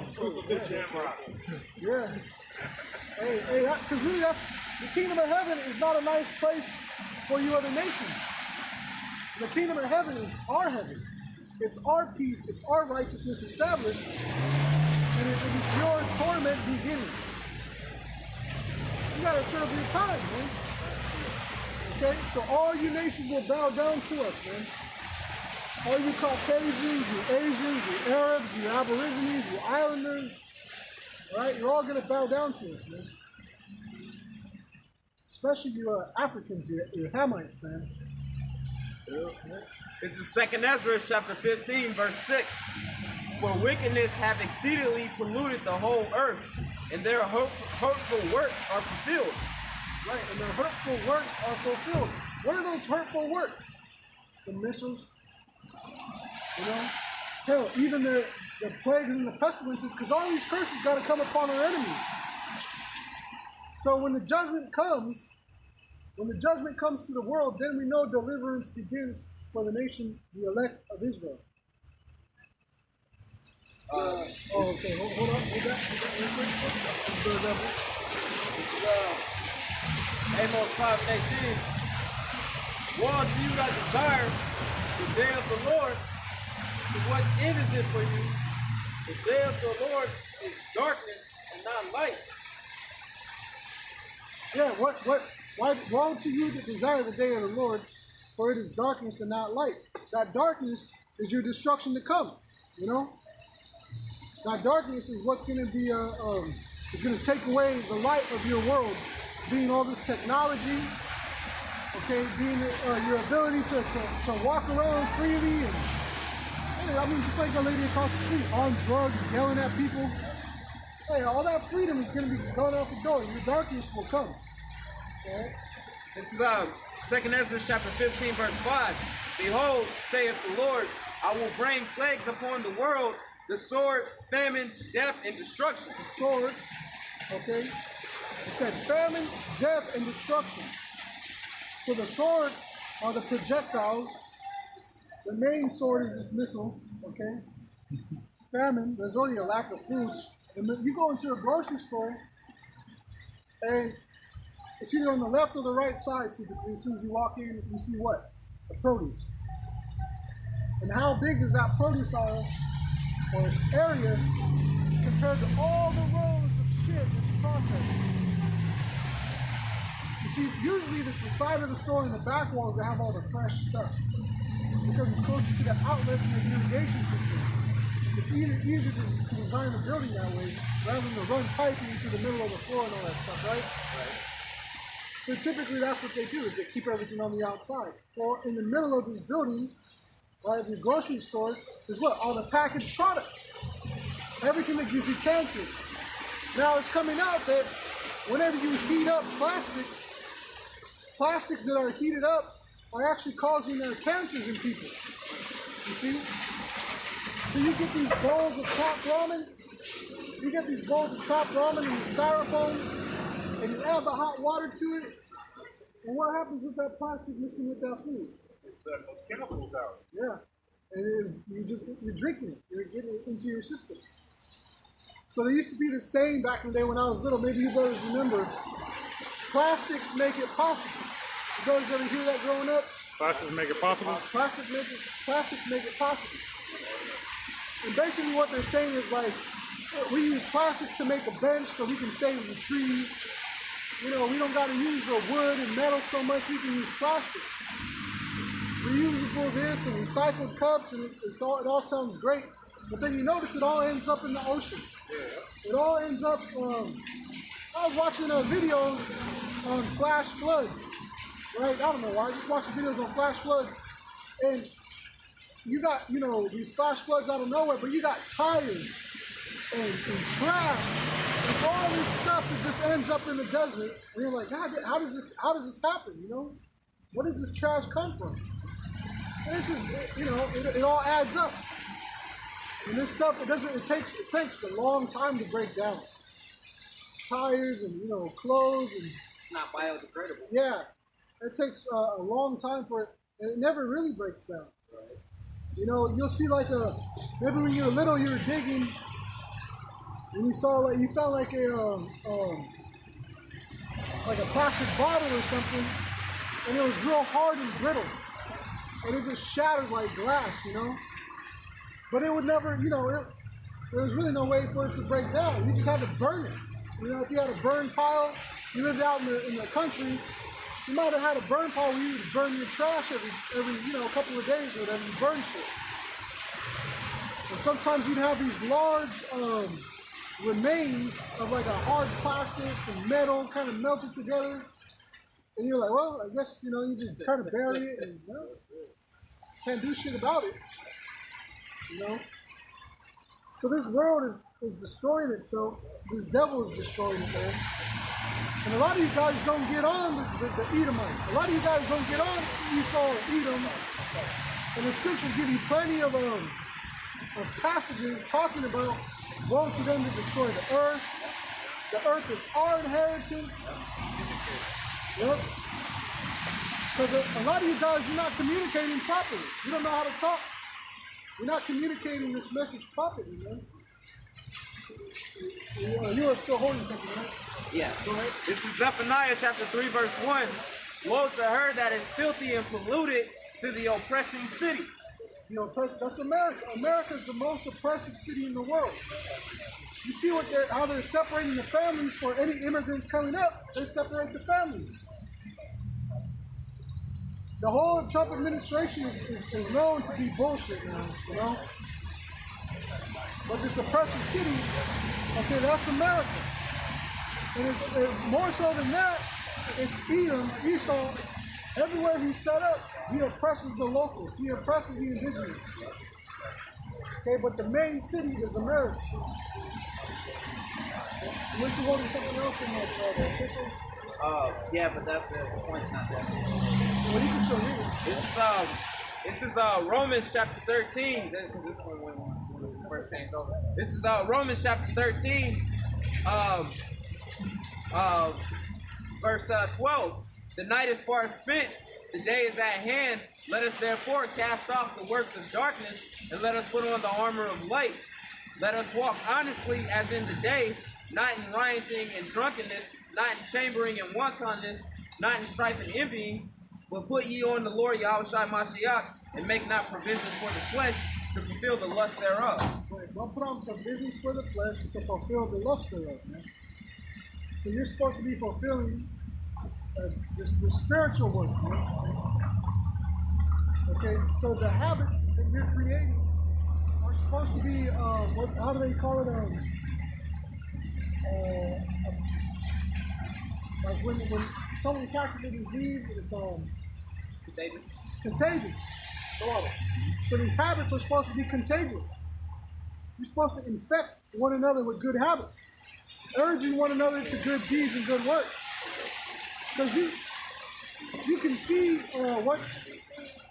what's not right in the world. Everything we've already talked about, and going over the pollutions of the society.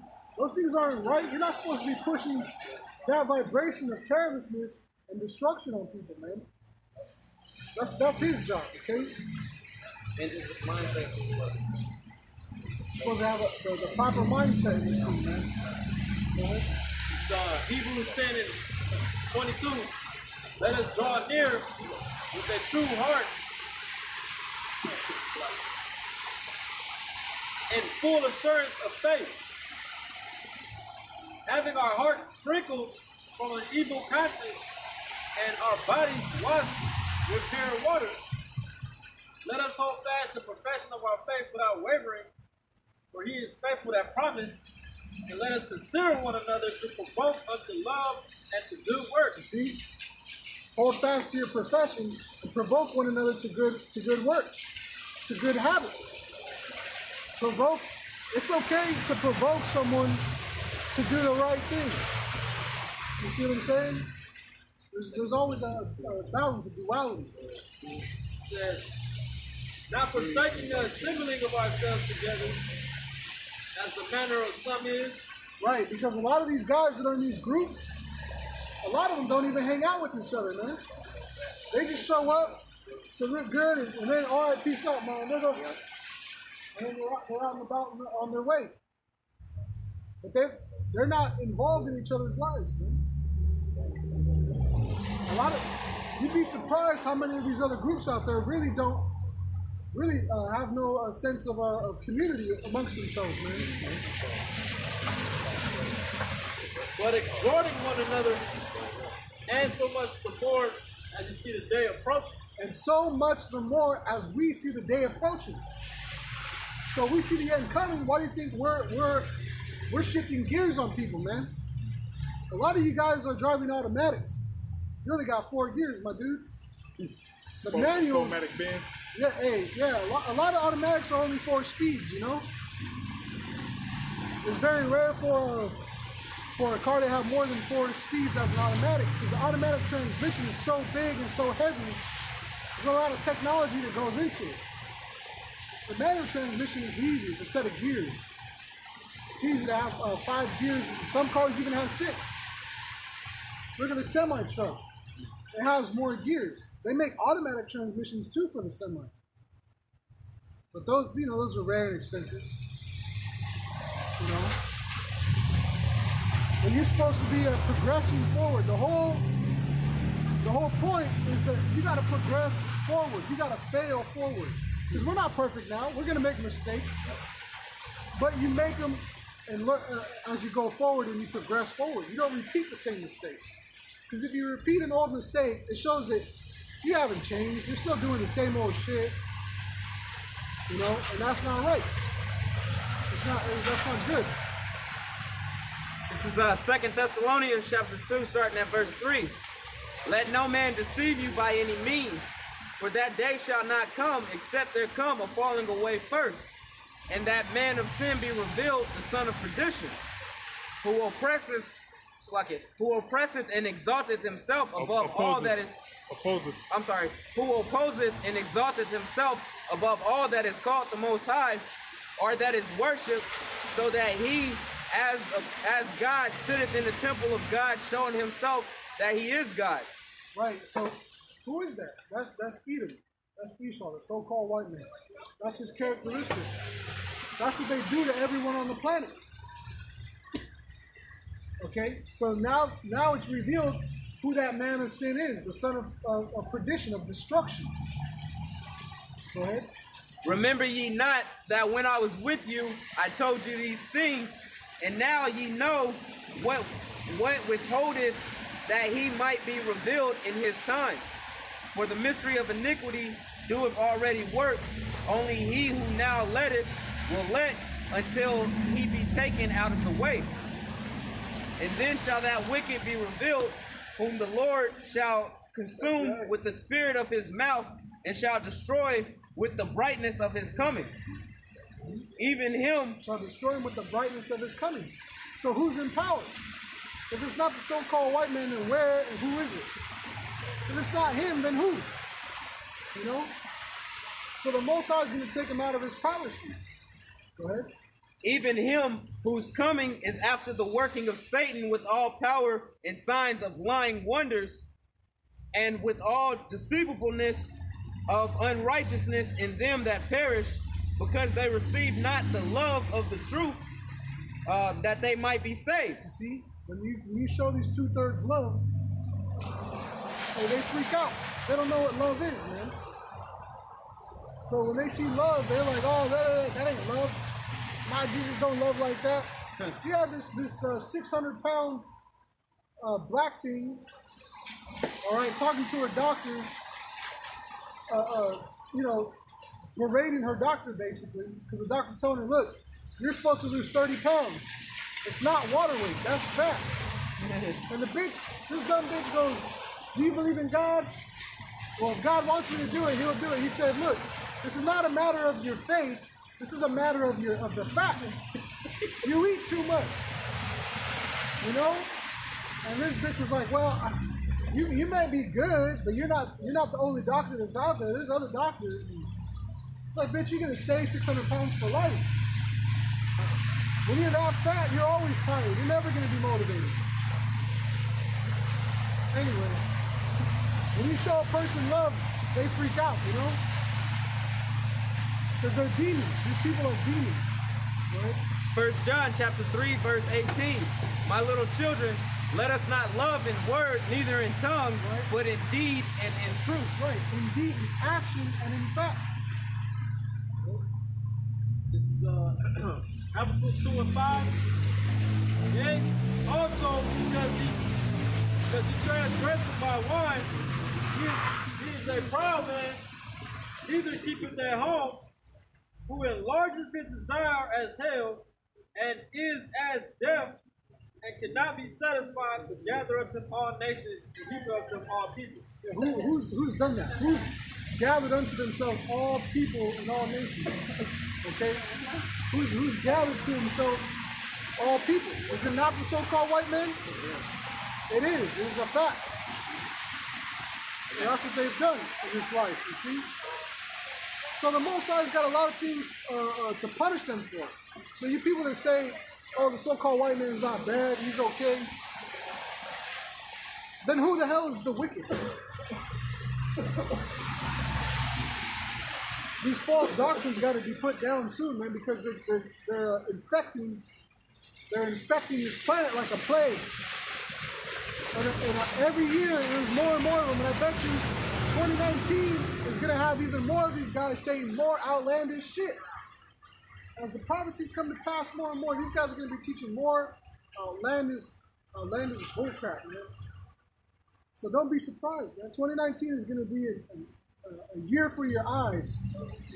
You feast on that, man. You're going to see a lot of stuff. We're going to see a lot of stuff happen and take place.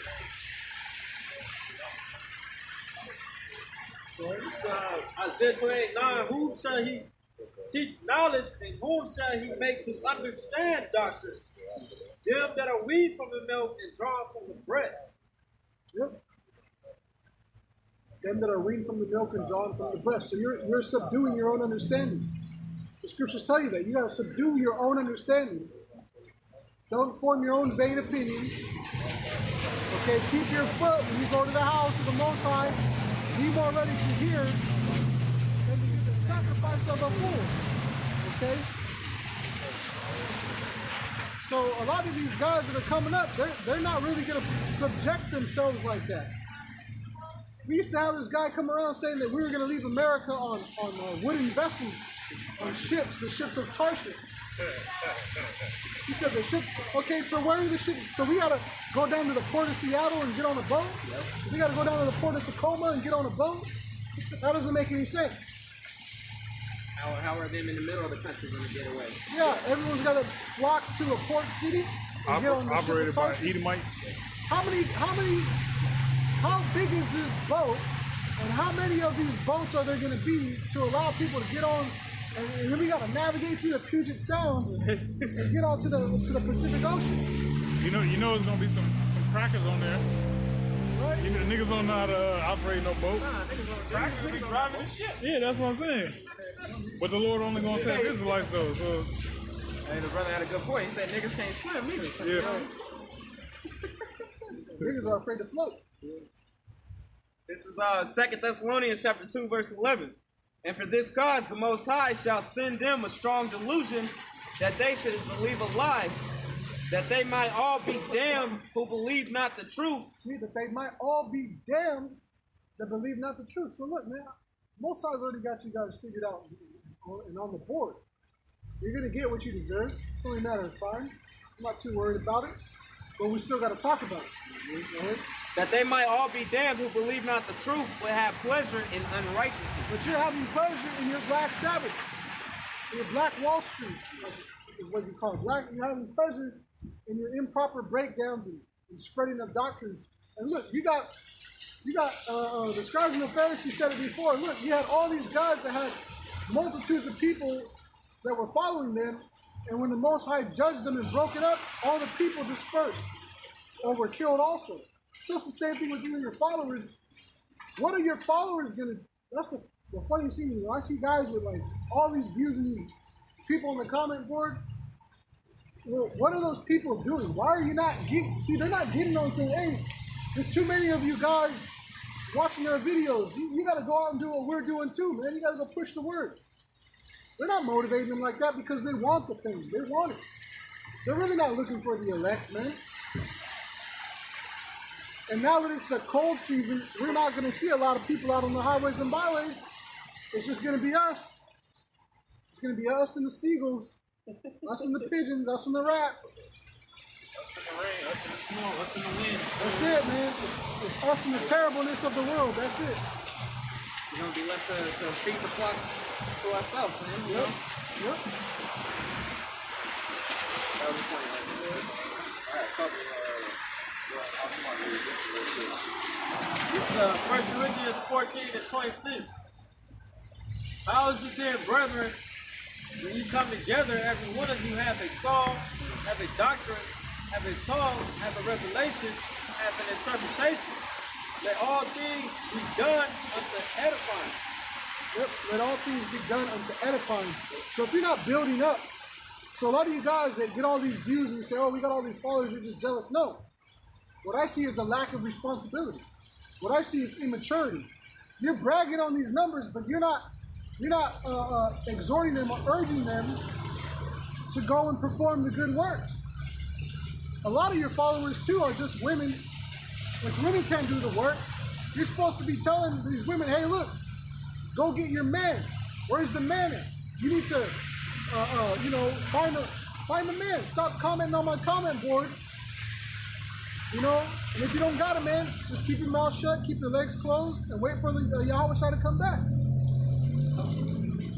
But see, you guys won't do that, man, because you don't got no bone of a manhood in you. You're really not about this truth, man. You're about your own filthy lust, man. Right? This is Acts 5:34. And then, speaking of wood, you know, back in the day, they used to have those wagons with the wood on them. Yeah. And then, you know, the PT Cruiser, you know, they used to call them woodies. It's called woodies, you know. Okay. Acts 5:34.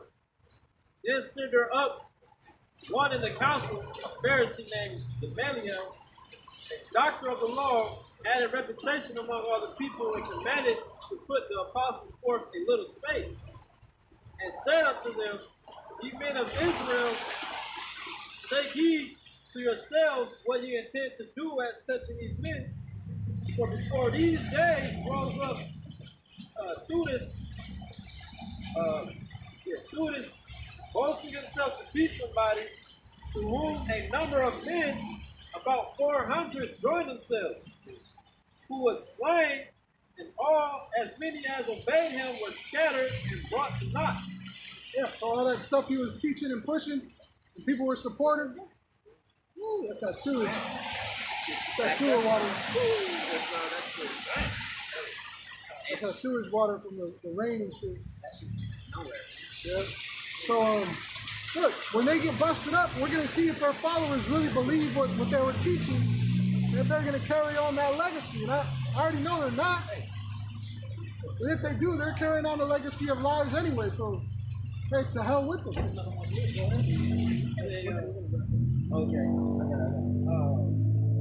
After this man rose up Judas of Galilee in the days of the taxing, and drew away much people after him.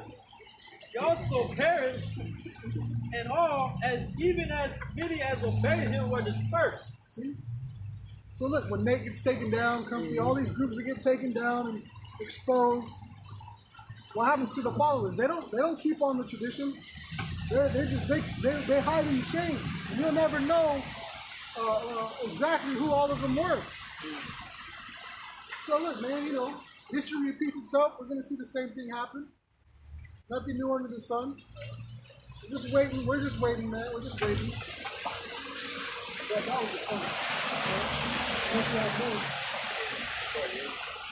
It says, and now I say unto you, refrain from these men, and let them alone, for if this counsel is worthy of men, it will come not. Hey, how long has Greatmillstone been teaching, man? The apostles and elders never stopped. And because of that, they bore fruit, and we've been out there, and we're still out here, as well as other brothers, okay? So look, the fruit remains, like Yahushua said. But you see these other groups, and they're always, you know, closing down, and, you know, they're not really out there, and, you know, they always got excuses. You know?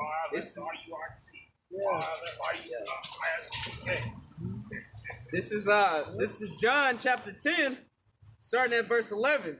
I am the good shepherd. The good shepherd giveth his life for the sheep. But he that is an hireling is not the shepherd, whose own the sheep are not. Seeing the wolf cometh and leaveth the sheep and fleeth, and the wolf catcheth them and scattereth the sheep. The hireling fleeth because he is an hireling and cometh and careth not for the sheep. I am the good shepherd and know my sheep and am known of mine. Yep. So look, you got these basically, you know, they're hirelings. They're not going to stick. When things go bad and go rough, they're not going to stick around. You see? So you gotta put that away, bro. Distractions, you know. So when these guys get broken up, it's gonna be evident that they're a hireling. Like a hireling is a mercenary.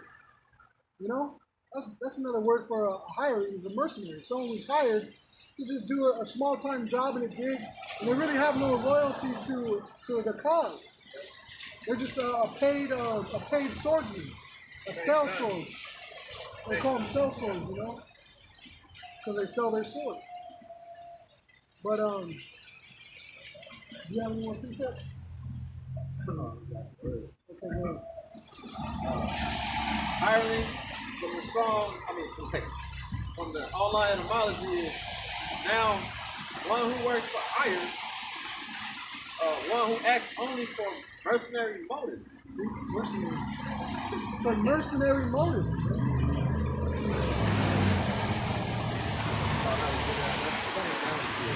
See? So, hey, with that, we're just going to wrap it up right here. All praise to the Most High, and Yahweh, Yahushua. Double honors to the elders and apostles, better known as the Greatmillstone. Shalom to the fellow laborers, laboring in the same doctrine, the water. Peace and blessings to you, okay? As well as to the hopeful elect, and death to 2/3. Shalom. Shalom.